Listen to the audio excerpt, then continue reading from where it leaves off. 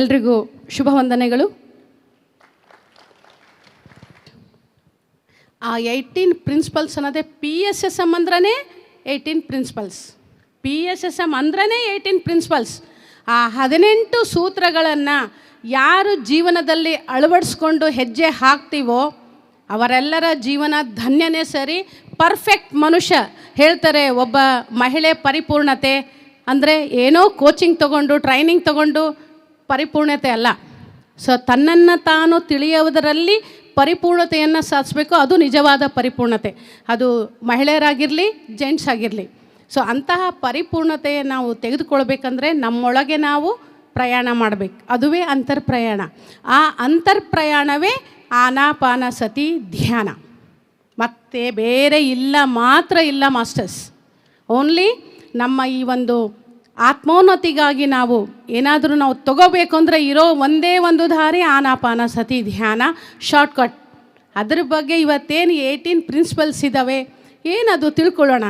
Okay, so first one, ಸರಿಯಾದ ಧ್ಯಾನ ಮಾಡಿಸುವುದು. ಏನಪ್ಪ ಧ್ಯಾನ ಮಾಡಿರಿ ಅಂತಾರೆ, ಮತ್ತು ಅದರೊಳಗೆ ಸರಿಯಾದ ಧ್ಯಾನ ಬೇರೆ ಇರುತ್ತೆ, ಸರಿಯಲ್ಲದ ಧ್ಯಾನ. ಎಸ್, ಲಾಟ್ ಆಫ್ ಇರ್ತವೆ. ಸೊ ಪತ್ರಿಜಿಯವರು ಯಾವಾಗಲೂ ಹೇಳ್ತಾ ಇರೋದು ಎಷ್ಟೋ ಧ್ಯಾನ ಮಾರ್ಗಗಳಿದ್ದಾವೆ, ನಾವು ಅವೆಲ್ಲ ಮಾಡ್ತಾ ಬಂದಿದ್ದೀವಿ.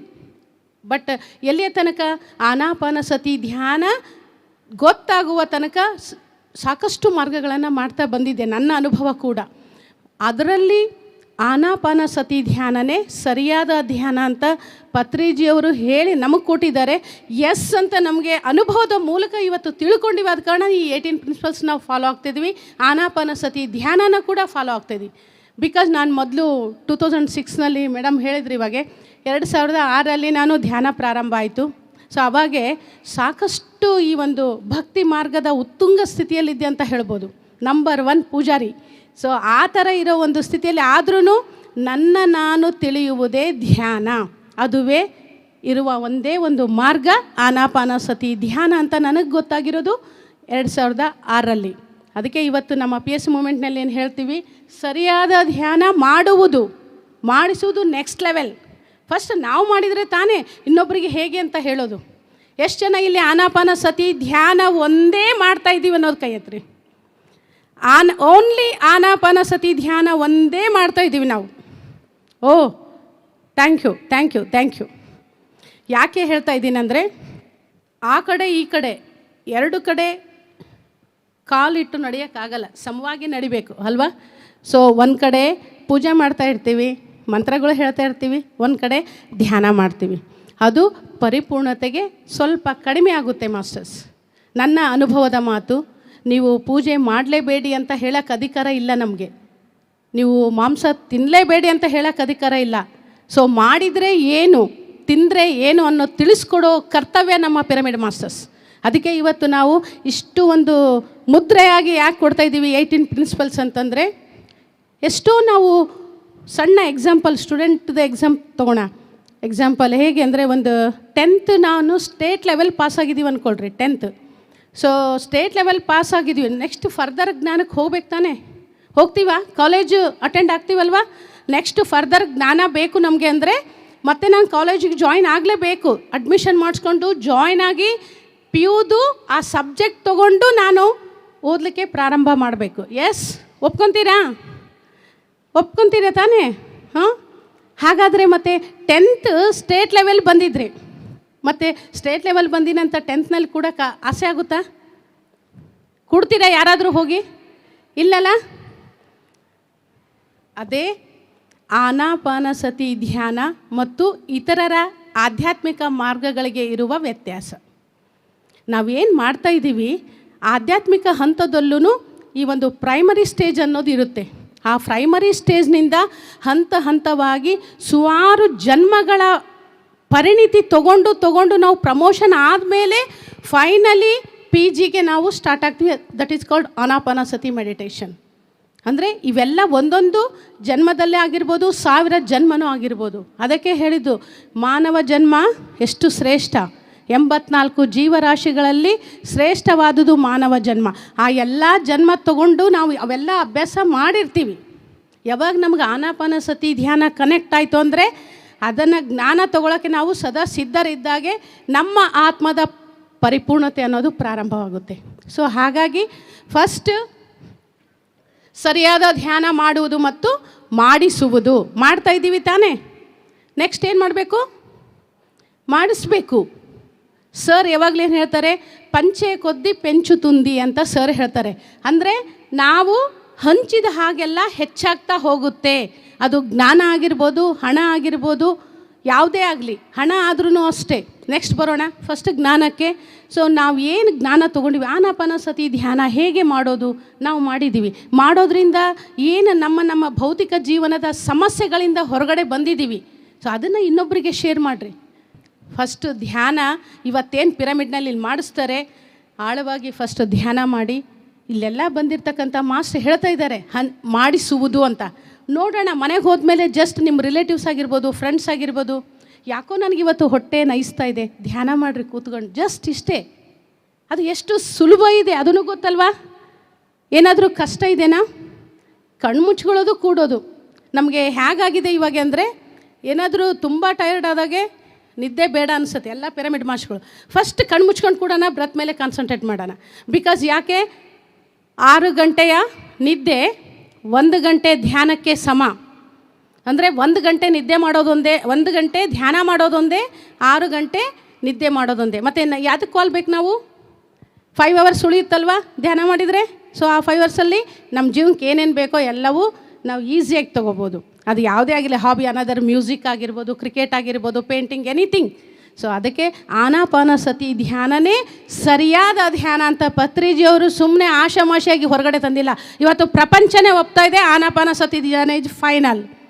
ನಮ್ಮ art of living Ravishankar Guruji ಆಗಿರ್ಬೋದು, ರಾಮದೇವ್ ಗುರೂಜಿಯವರು ನಮ್ಮ ಪೀಸ್ ಮೂಮೆಂಟ್ಗೆ ಸ್ವತಃ ಲೆಟರ್ ಬರೆದು ಕಳಿಸಿದ್ದಾರೆ.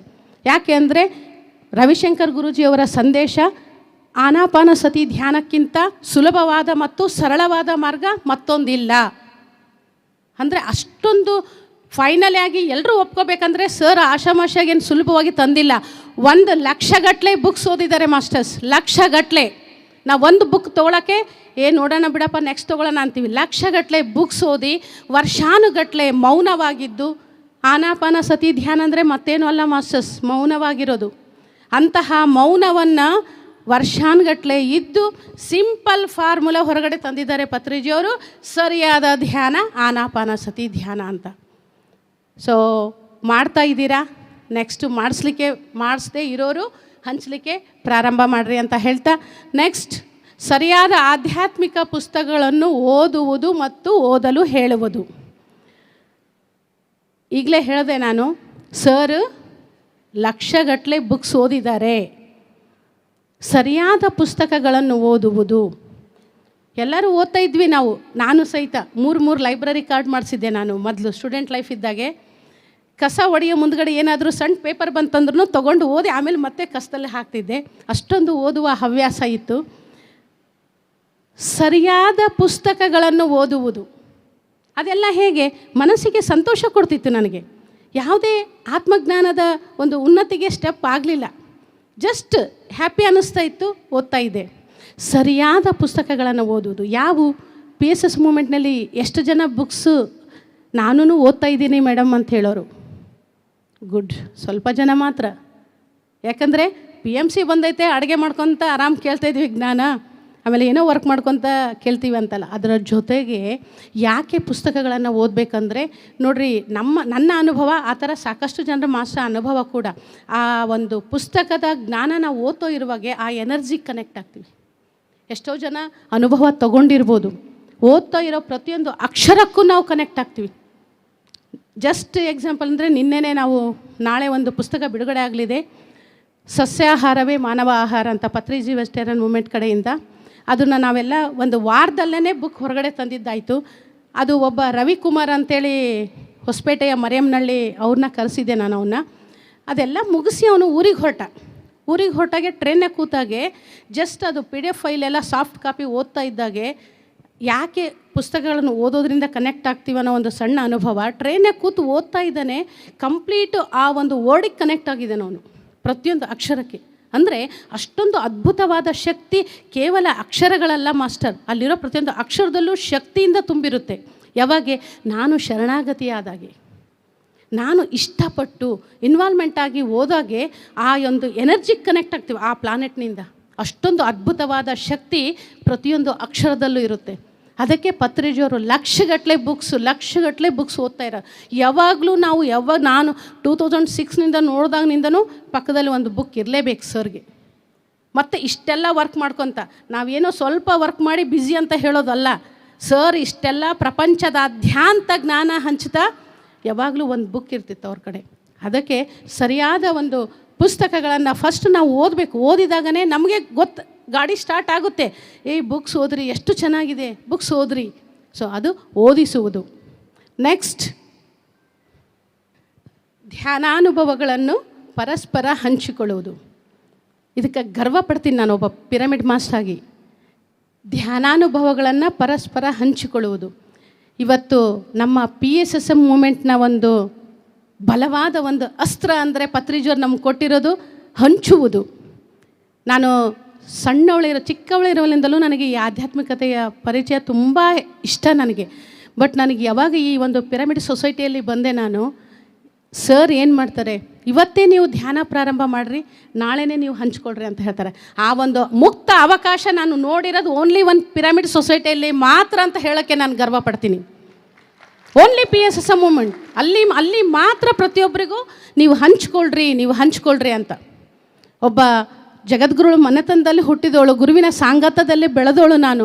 ಆದರೂ ಸುಮ್ಮನೆ ಜ್ಞಾನ ತಗೊಳ್ತಾ ಇದ್ದೆ ಅಷ್ಟೇ, ಹಂಚೋದು ಅವಕಾಶ ಸಿಕ್ಕಿದ್ದಿಲ್ಲ ನನಗೆ. ಬಟ್ ಇಷ್ಟು ಒಂದು ನಿರ್ಭಯವಾಗಿ ಇವತ್ತೇನು ಮೇಡಮ್ ಹೇಳಿದ್ರು ಆ ಥರ ನಮ್ಮ ಪಿರಮಿಡ್ ಮಾಸ್ಟರ್ಗಳೆಲ್ಲ ಎಲ್ಲೋ ಒಂದು ಮನೆ ಮೂಲೆಯಲ್ಲಿ ಇರಬೇಕಾಗಿರ್ತಕ್ಕಂಥ ನಾವು ಇಷ್ಟೆಲ್ಲ ಜ್ಞಾನವನ್ನು ಹಂಚ್ತಾ ಇದ್ದೀವಿ ಅಂದರೆ ಅದಕ್ಕೆ ಪತ್ರಿಜಿಯವರು ಕೊಟ್ಟಿರೋ ಈ ಒಂದು ಅನುಭವಗಳ ಹಂಚಿಕೆನೇ ಕಾರಣ. ಅದು ಬಿಟ್ಟು ಮತ್ತಿಲ್ಲಂದರೆ ನಾವು ಮತ್ತೆ ಅದೇ ಚಮಚೆ ಮೂಲಕನೇ ಅಷ್ಟೇ ಇರ್ತಿದ್ವಿ ಧ್ಯಾನ ಮಾಡ್ಕೊತ.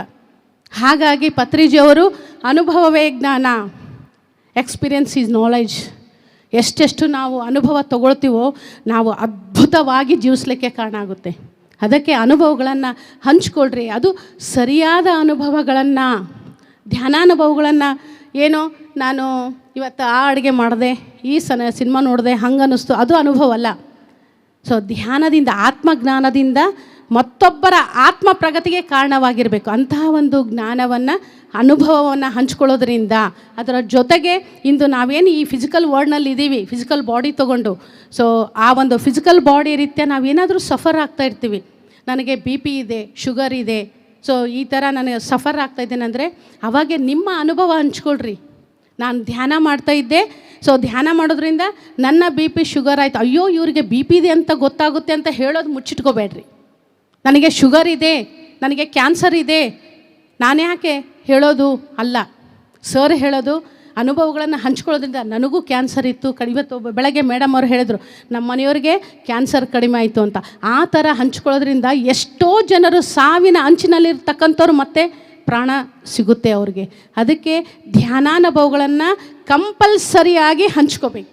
ಸೊ ಅದು PSM ಮೂಮೆಂಟ್ನಲ್ಲೇ ನಾವು ನೋಡಿದ್ರೆ ಪ್ರತಿಯೊಬ್ಬರಿಗೂ ನೀವು ಶೇರ್ ಮಾಡ್ಕೊಳ್ಳಿ ಅಂತ ಪತ್ರಿಜಿಯವರು ಹೇಳ್ತಾರೆ. ಸೊ ನೆಕ್ಸ್ಟ್,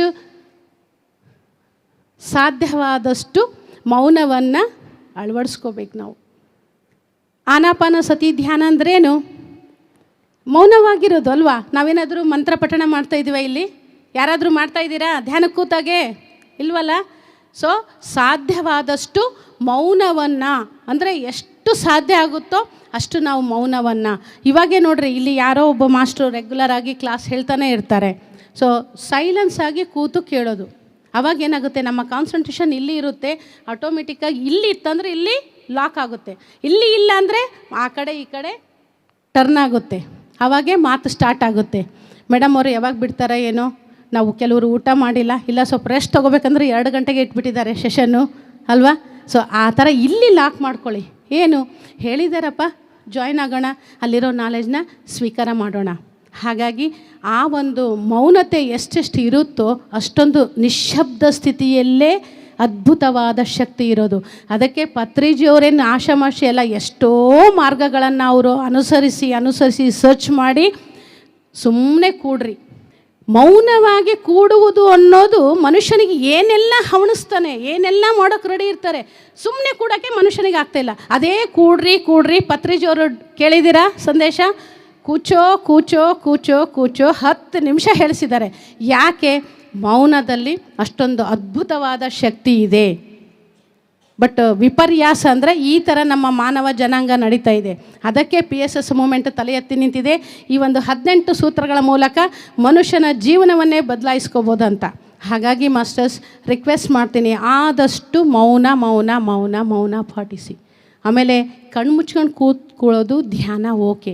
ನಾವು ಎಲ್ಲಾದರೂ ಹೊರಗಡೆ ಹೋಗಿರ್ತೀವಿ, ಆಫೀಸ್ನಾಗ ಇರ್ತೀವಿ ಅಥವಾ ಯಾವುದೋ ಒಂದು ವರ್ಕಿಗೆ ಹೊರಗಡೆ ಹೋಗಿರ್ತೀವಿ.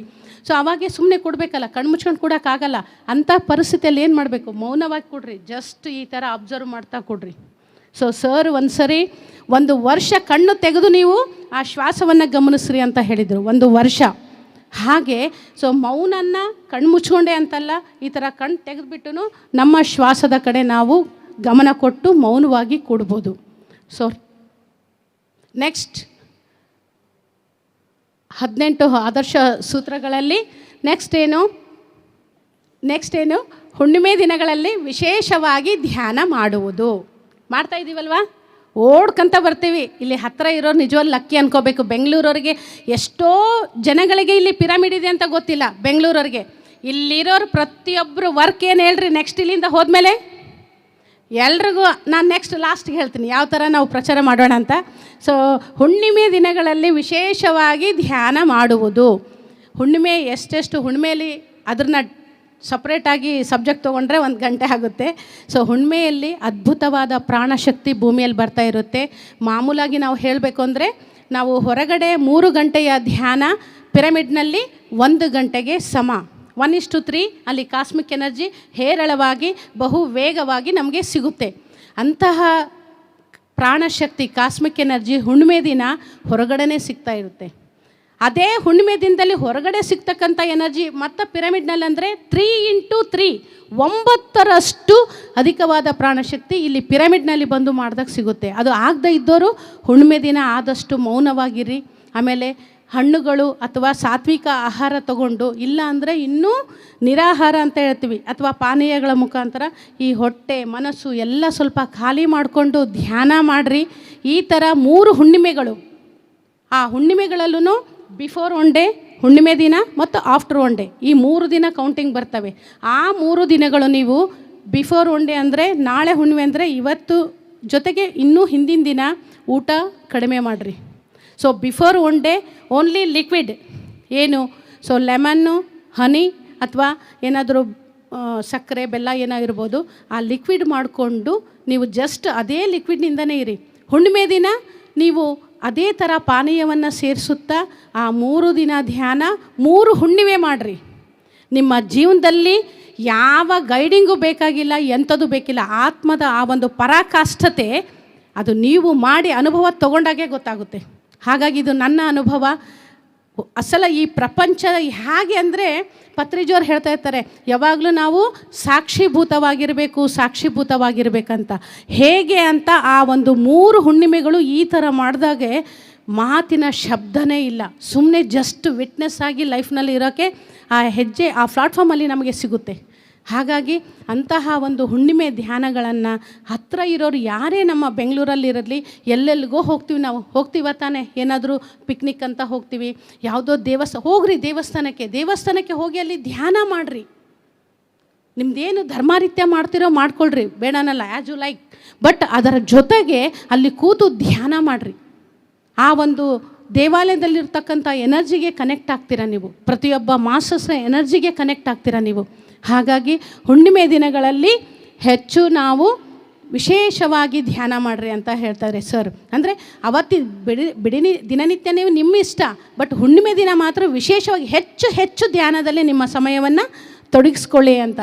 ನೆಕ್ಸ್ಟ್ 6ನೇ ಒಂದು ಸೂತ್ರ, ಪಿರಮಿಡ್ ಶಕ್ತಿಯನ್ನು ಸಾಧ್ಯವಾದಾಗಲೆಲ್ಲ ಧ್ಯಾನಕ್ಕಾಗಿ ವಿನಿಯೋಗಿಸುವುದು. ಪಿರಮಿಡ್ ಶಕ್ತಿಯನ್ನು ಸಾಧ್ಯವಾದಾಗಲೆಲ್ಲ ನೋಡ್ರಿ, ಪತ್ರಿ ಸರ್ ಎಷ್ಟು ನಮಗೆ ಕಂಫರ್ಟಾಗಿ ಈ ಒಂದು ಬ್ರಹ್ಮಜ್ಞಾನನ ಕೊಟ್ಟಿದ್ದಾರಂದರೆ, ಸಾಧ್ಯವಾದ ಅದೇ ಕೆಲಸವಾಗಿ ಎಲ್ಲ ಬಿಟ್ಟು ನೀವು ಪಿರಮಿಡಿಗೆ ಬನ್ನಿ ಅಂತ ಹೇಳ್ತಾ ಇಲ್ಲ. ಸಾಧ್ಯವಾದಾಗಲೆಲ್ಲ ಹೆಚ್ಚು ಪಿರಮಿಡ್ ಶಕ್ತಿಯನ್ನು ಬಳಸ್ಕೊಳ್ಳಿ. ಆಗಲೇ ಹೇಳಿದ್ವಿ, ಹುಣ್ಣಿಮೆಗೆ ಬನ್ನಿ, ಪ್ರತಿ ಸಂಡೇ ಮಕ್ಕಳ ಜೊತೆ ಯಾವ್ಯಾವುದೋ ದುಡ್ಡು ಕೊಟ್ಟು 100 ರೂಪಾಯಿ 1000 ರೂಪಾಯಿ ಕೊಟ್ಟು ಅದು ಯಾವುದೋ ವಂಡ್ರಲ್ಲ ಅಲ್ಲಿ ಇಲ್ಲಿ ಹೋಗ್ತಿದ್ವಿ, ಬೇಡ ಅಂತಲ್ಲ, ಇದುವರೆಗೂ ನಾವು ಮಾಡಿದ್ದೀವಿ. ಬಟ್ ಇವಾಗೆ ಎವ್ರಿ ಸಂಡೇ ಇಲ್ಲಿ ಲೋಕಲ್ ಇರೋರು ಕಂಪಲ್ಸರಿ ನಿಮ್ಮ ಒಂದು ಕುಟುಂಬ ಸಹಿತ ಇಲ್ಲಿ ಬಂದು ಸ್ಪೆಂಡ್ ಮಾಡಿರಿ.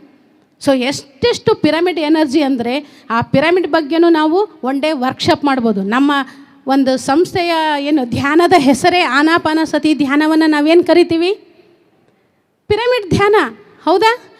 ಧ್ಯಾನವೆಂದರೆ ಆನಾಪಾನಸತಿ ಧ್ಯಾನ, ಪಿರಮಿಡ್ ಧ್ಯಾನ, ಶ್ವಾಸದ ಮೇಲೆ ಗಮನ. ಸೊ ಅಂತಹ ಒಂದು ನಮ್ಮ ಸಿಂಬಲ್ಲೇ ಪಿರಮಿಡ್. ಸೊ ಯಾಕೆ ಪತ್ರಿಜಿಯವ್ರು ನಿಮಗೆಲ್ಲ ಗೊತ್ತು, ಈಜಿಪ್ಟ್ನಲ್ಲಿದೆ. ಹೌದಾ? ನಾನು 2016ನಲ್ಲಿ ಈಜಿಪ್ಟಿಗೆ ಹೋಗಿದ್ದೆ. ಅಲ್ಲಿ ಆ ಒಂದು ಟೆಕ್ನಾಲಜಿ ಇಲ್ಲಿ ನೋಡ್ತಾ ಇದ್ವಿ, ಸರ್ ಹೇಳ್ತಾರಂತ ಮಾಡ್ತಾ ಇದ್ವಿ. ಯಾವಾಗ ನಾನು ಈಜಿಪ್ಟ್ನಲ್ಲಿ ಅಲ್ಲಿ ಒಳಗಡೆ ಹೋಗಿ ನೋಡಿ ಬಂದ ತಕ್ಷಣ ಕಣ್ಣಾಗ ನೀರು ಬಂದು, ಸರ್ನ ಬಂದು ಗಟ್ಟಿಯಾಗಿ ತಪ್ಕೊಂಡು ಎಲ್ಲ ಕನ್ಬೆಟ್ಟೆವಯ್ಯ ನೀವು ಅಂತ ಅಳುವಂತು ನನಗೆ. ಅಂದರೆ ಅಷ್ಟೊಂದು ಅದ್ಭುತವಾದ ಟೆಕ್ನಾಲಜಿಯನ್ನು ಇಡೀ ಪ್ರಪಂಚಕ್ಕೆ ಸರ್, ಅದು ಧ್ಯಾನಕ್ಕಾಗಿ ಸಾವಿರಾರು ವರ್ಷದವರೆಗೆ ಇವತ್ತಿಗೂ ಆ ಶವಗಳು ಹಾಗೆ ಇದ್ದಾವೆ. ನನಗೆ ಭಾಳ ನಿಜವಾಗ್ಲೂ ಎಷ್ಟು ನನಗೆ ಸೋಲು ಇದಾಯ್ತಂದರೆ, ನಾವು ಉಸಿರಾಡ್ತಿರೋ ನಾವೇ ಹೇರ್ ಫಾಲು ಅದು ಇದು ಅಂತೆಲ್ಲ ಫೀಲ್ ಆಗ್ತಾ ಇರ್ತೀವಿ. ಬಟ್ 3500 ವರ್ಷಗಳಾದರೂ ಸಹಿತ ಆ ಡೆಡ್ ಬಾಡಿ ಹಾಗೆ ಇತ್ತು ಮಾಸ್ಟರ್ಸ್. ಅಂತಹ ಒಂದು ಅದ್ಭುತವಾದ ಟೆಕ್ನಾಲಜಿನ ಪತ್ರಿಜಿಯವರು ಇಡೀ ಪ್ರಪಂಚಕ್ಕೆ ಕಾಣಿಕೆಯಾಗಿ ಕೊಟ್ಟರು. ಅದು ಯಾಕೆ? ಧ್ಯಾನಕ್ಕಾಗಿ. ಅಂದರೆ ಸತ್ತು ಹೋದ ಶವಗಳೇ ಸಾವಿರಾರು ವರ್ಷ ಅಲ್ಲಿ ಹಾಗೆ ಇರಬೇಕಾದ್ರೆ ಉಸಿರಾಡ್ತಾ ಇರೋ ನಾವು ಅದರ ಕೆಳಗಡೆ ಸ್ಟೇ ಮಾಡೋದು, ಮಲ್ಕೊಳ್ಳೋದು ಒಂದು ಕಡೆ ಆದರೆ, ಧ್ಯಾನ ಮಾಡಿದರೆ ಧನ್ಯ ನಮ್ಮ ಜೀವನ.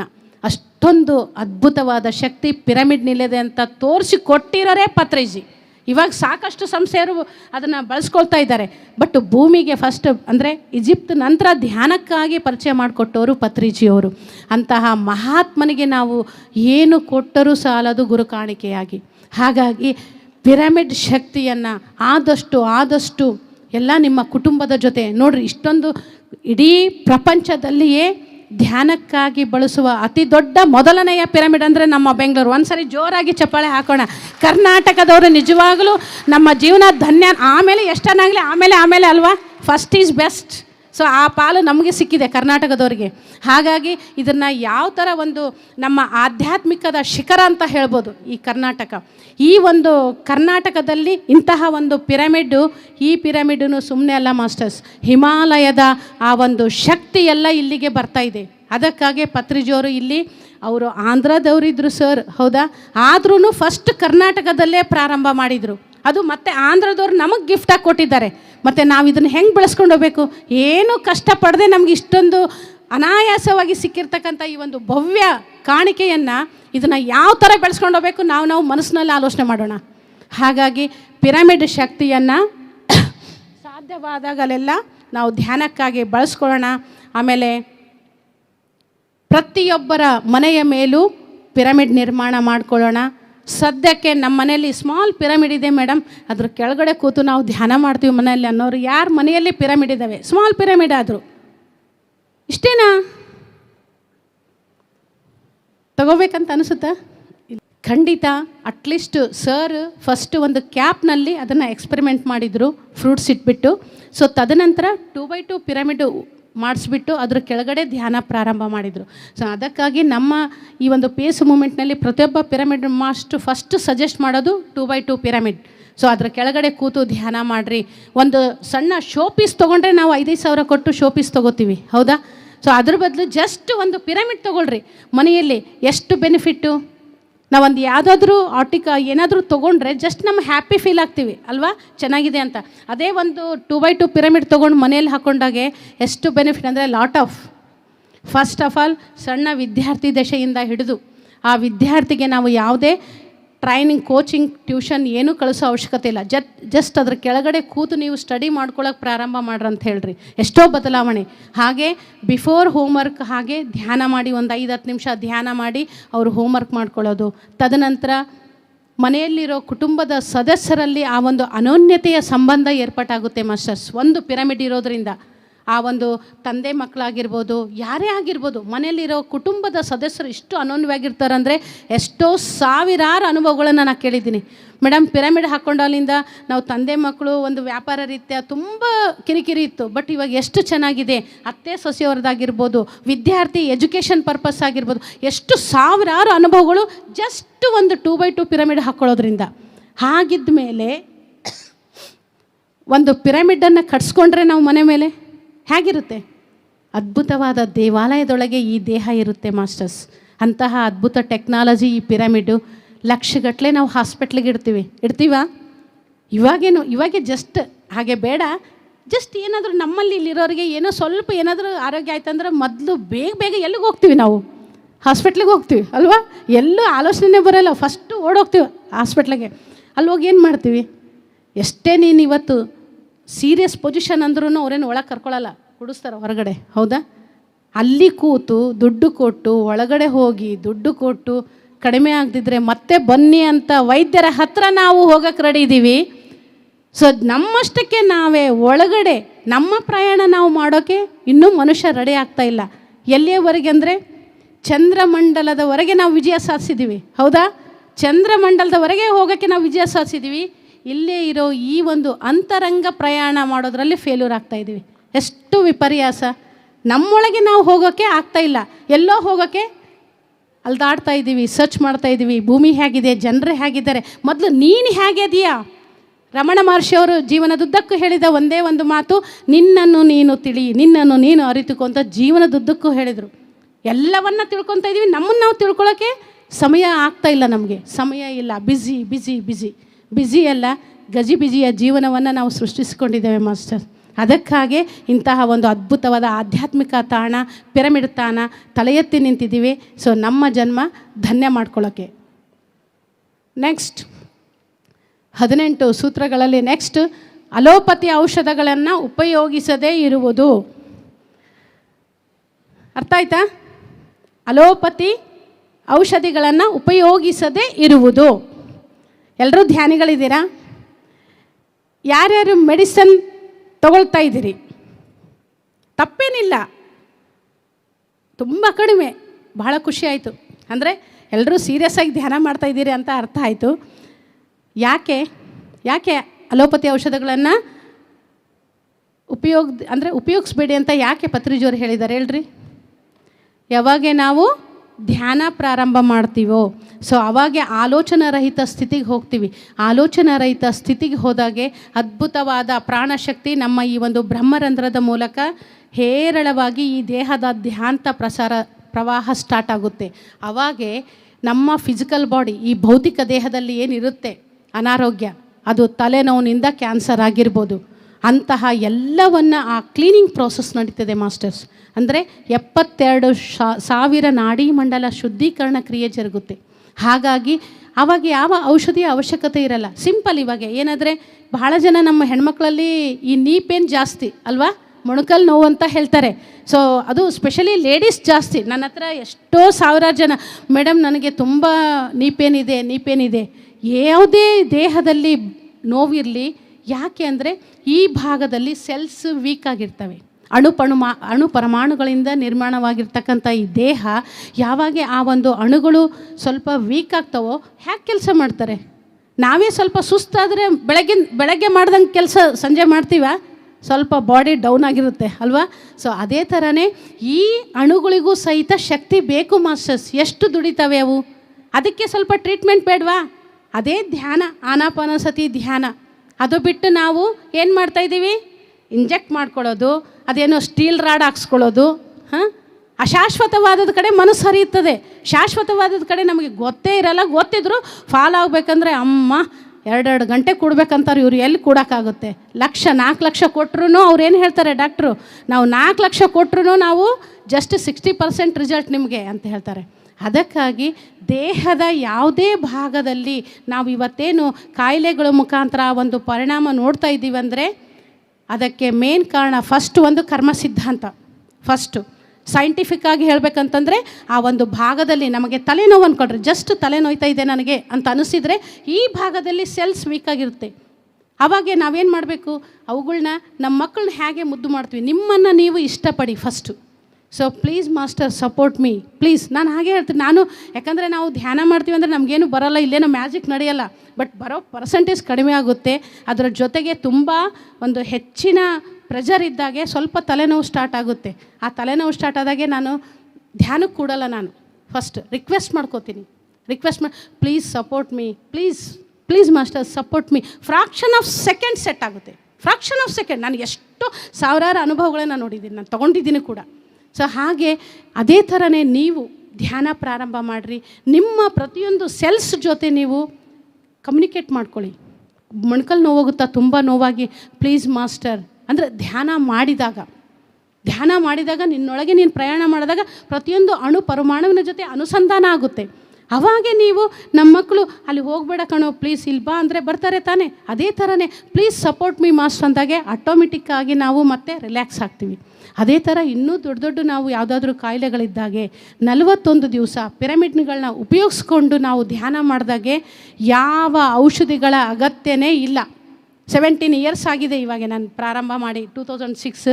ಸೊ ಇವತ್ತಿನವರೆಗೂ ನಾನು ಯಾವ ಮಾತ್ರೆನೂ ತೊಗೊಳ್ತಾ ಇಲ್ಲ. ನಾನಂತಲ್ಲ, ನಮ್ಮಂಥ ಸಾವಿರಾರು ಜನ ಪಿರಮಿಡ್ ಮಾಸ್ಟರ್ ಇವಾಗೆ ನೀವೇ ಕೈ ಎತ್ತಿದ್ರೆ ನಾನು ತೊಗೊಳ್ಳಲ್ಲ ಅಂತ ಖುಷಿ ಪಡ್ತೀನಿ ನಾನು. ಸೊ ಯಾವ ಅವಶ್ಯಕತೆ ಇಲ್ಲ. ಅದಕ್ಕೆ ಸರ್ ಹೇಳೋದು, no medicine, no doctor, only ಜೋರಾಗಿ ಸರ್ಗೆ ನಾವು ಇದೇನ ಕೊಡ್ತಾ ಇರೋದು. ಅಷ್ಟೆಲ್ಲ ಹೇಳಿ ಪುಣ್ಯಾತ್ಮ ಅವ್ರು ನಮಗಾಗಿ ಇಷ್ಟೆಲ್ಲ ಒದ್ದಾಡ್ತಾಯಿದ್ರು. ನೋ ಡಾಕ್ಟರ್,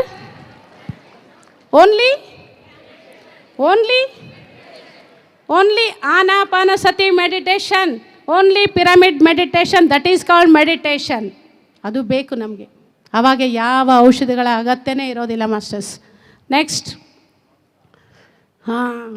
ಮೇನ್ ಸರ್ಗೆ ಇಷ್ಟವಾದದ್ದು ಸಬ್ಜೆಕ್ಟ್ ಅಂದರೆ, ಯಾಕಂದರೆ ಅವರು ಹೆಚ್ಚು ಗಮನ ಕೊಡ್ತಿರೋದು ಯಾಕಂದರೆ ಶ್ವಾಸದ ಕಡೆ ಗಮನ ಕೊಡುತ್ತಾ ಫಸ್ಟ್ ಏನು ಹೇಳ್ತಿದ್ರು ಒಂದು ಟೈಮ್ನಲ್ಲಿ, ನೀವು ಧ್ಯಾನ ಮಾಡದೇ ಇದ್ದರೂ ಪರವಾಗಿಲ್ಲ, ಭುಜಿಸಬೇಡಿ, ಧ್ಯಾನ ಮಾಡದೇ ಇದ್ದರೂ ಪರವಾಗಿಲ್ಲ.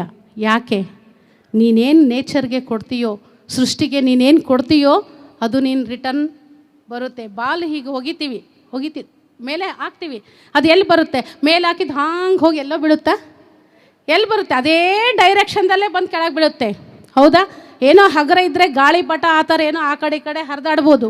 ಒಂದು ಬಾಲ್, ಒಂದು ಕಲ್ಲು ಹೋಗಿರಿ ಮೇಲೆ, ಯಾವ ಡೈರೆಕ್ಷನ್ದಲ್ಲಿ ಹೋಗಿತೀರೋ ಆ್ಯಸ್ ಇಟ್ ಈಸ್ ಸೇಮ್ ಅದೇ ಡೈರೆಕ್ಷನ್ದಲ್ಲಿ ಕೆಳಗೆ ಬಂದು ಬೀಳುತ್ತೆ. ನಮ್ಮ ಕರ್ಮ ಸಿದ್ಧಾಂತದಲ್ಲಿ ನಾವು ಮಾಡುವ ಪ್ರತಿಯೊಂದು ಕೆಲಸವೂ ಹಾಗೆ ಮಾಸ್ಟರ್ಸ್. ನಮ್ಮ ಡೈರೆಕ್ಷನ್ ಹೇಗಿರುತ್ತೆ? ನಾನು ಕೆಟ್ಟದ್ದು ಮಾಡಿದರೆ ರಿಪೀಟಾಗಿ ಅದೇ ಮತ್ತೆ ನಾನು ತಗೊಳ್ಳೇಬೇಕು. ನಾನು ಒಳ್ಳೇದು ಮಾಡಿದರೆ ಸೇಮ್ ಆ್ಯಸ್ ಇಟ್ ಈಸ್. ಅದಕ್ಕೆ ಸ್ವಲ್ಪ ಬೋನಸ್ ಕೊಡ್ತಾ ಇದೆ ನೇಚರ್. ಕೆಟ್ಟದ್ದು ಮಾಡಿದ್ರೆ, ಇವಾಗ ಸಾಲ ತೊಗೊಂಡಿರ್ತೀವಿ ನಾವು, ಲೋನು, ಅದಕ್ಕೆ ಇಂಟ್ರೆಸ್ಟ್ ಕೊಟ್ಟು ತಗೋತೀಯ ತಾನೇ? ಲೋನ್ ತೊಗೊಂಡ್ಮೇಲೆ ಇಂಟ್ರೆಸ್ಟ್ ಕೊಡಲೇಬೇಕು. ಹಾಗೆ ಕೆಟ್ಟದ್ದು ನಾವು ಈ ನೇಚರ್ಗೆ ಕೊಟ್ಟಾಗೆ ಅದಕ್ಕೆ ಮತ್ತೆ ನಾವು ಇಂಟ್ರೆಸ್ಟ್ ಸಹಿತ ನೇಚರ್ ನಮಗೆ ಕೊಡುತ್ತೆ, ತಗೊಳ್ಳೇಬೇಕು. ಅದಕ್ಕೆ ನೋಡಿರಿ, ಒಂದೊಂದು ಸರಿ ನಾವು ಏನಂತೀವಿ, ಈ ಪ್ರಾಬ್ಲಮ್ನ ಫೇಸ್ ಮಾಡಿ ಭಗವಂತ ನಾನು ಯಾವ ಜನ್ಮದಲ್ಲಿ ಏನು ತಪ್ಪು ಮಾಡಿದ್ದೀನೋ ಇವಾಗ ಈ ಕಷ್ಟ ಅನುಭವಿಸ್ತಾ ಇದ್ದೀನಿ ಅಂದ್ಕೊಂಡಿರ. ಒಬ್ಬರಾದರೂ ಹೆಚ್ಚು ಸಮಸ್ಯೆ ಇದ್ದವರು ನಾನು ಅಂದ್ಕೊಂಡಿನಿ ಅಂದಾಗ ನೀವು ಎತ್ತೀರ. ಸೊ ಅಂದರೆ ಅದೇ ಸತ್ಯ ಮಾಸ್ಟರ್ಸ್.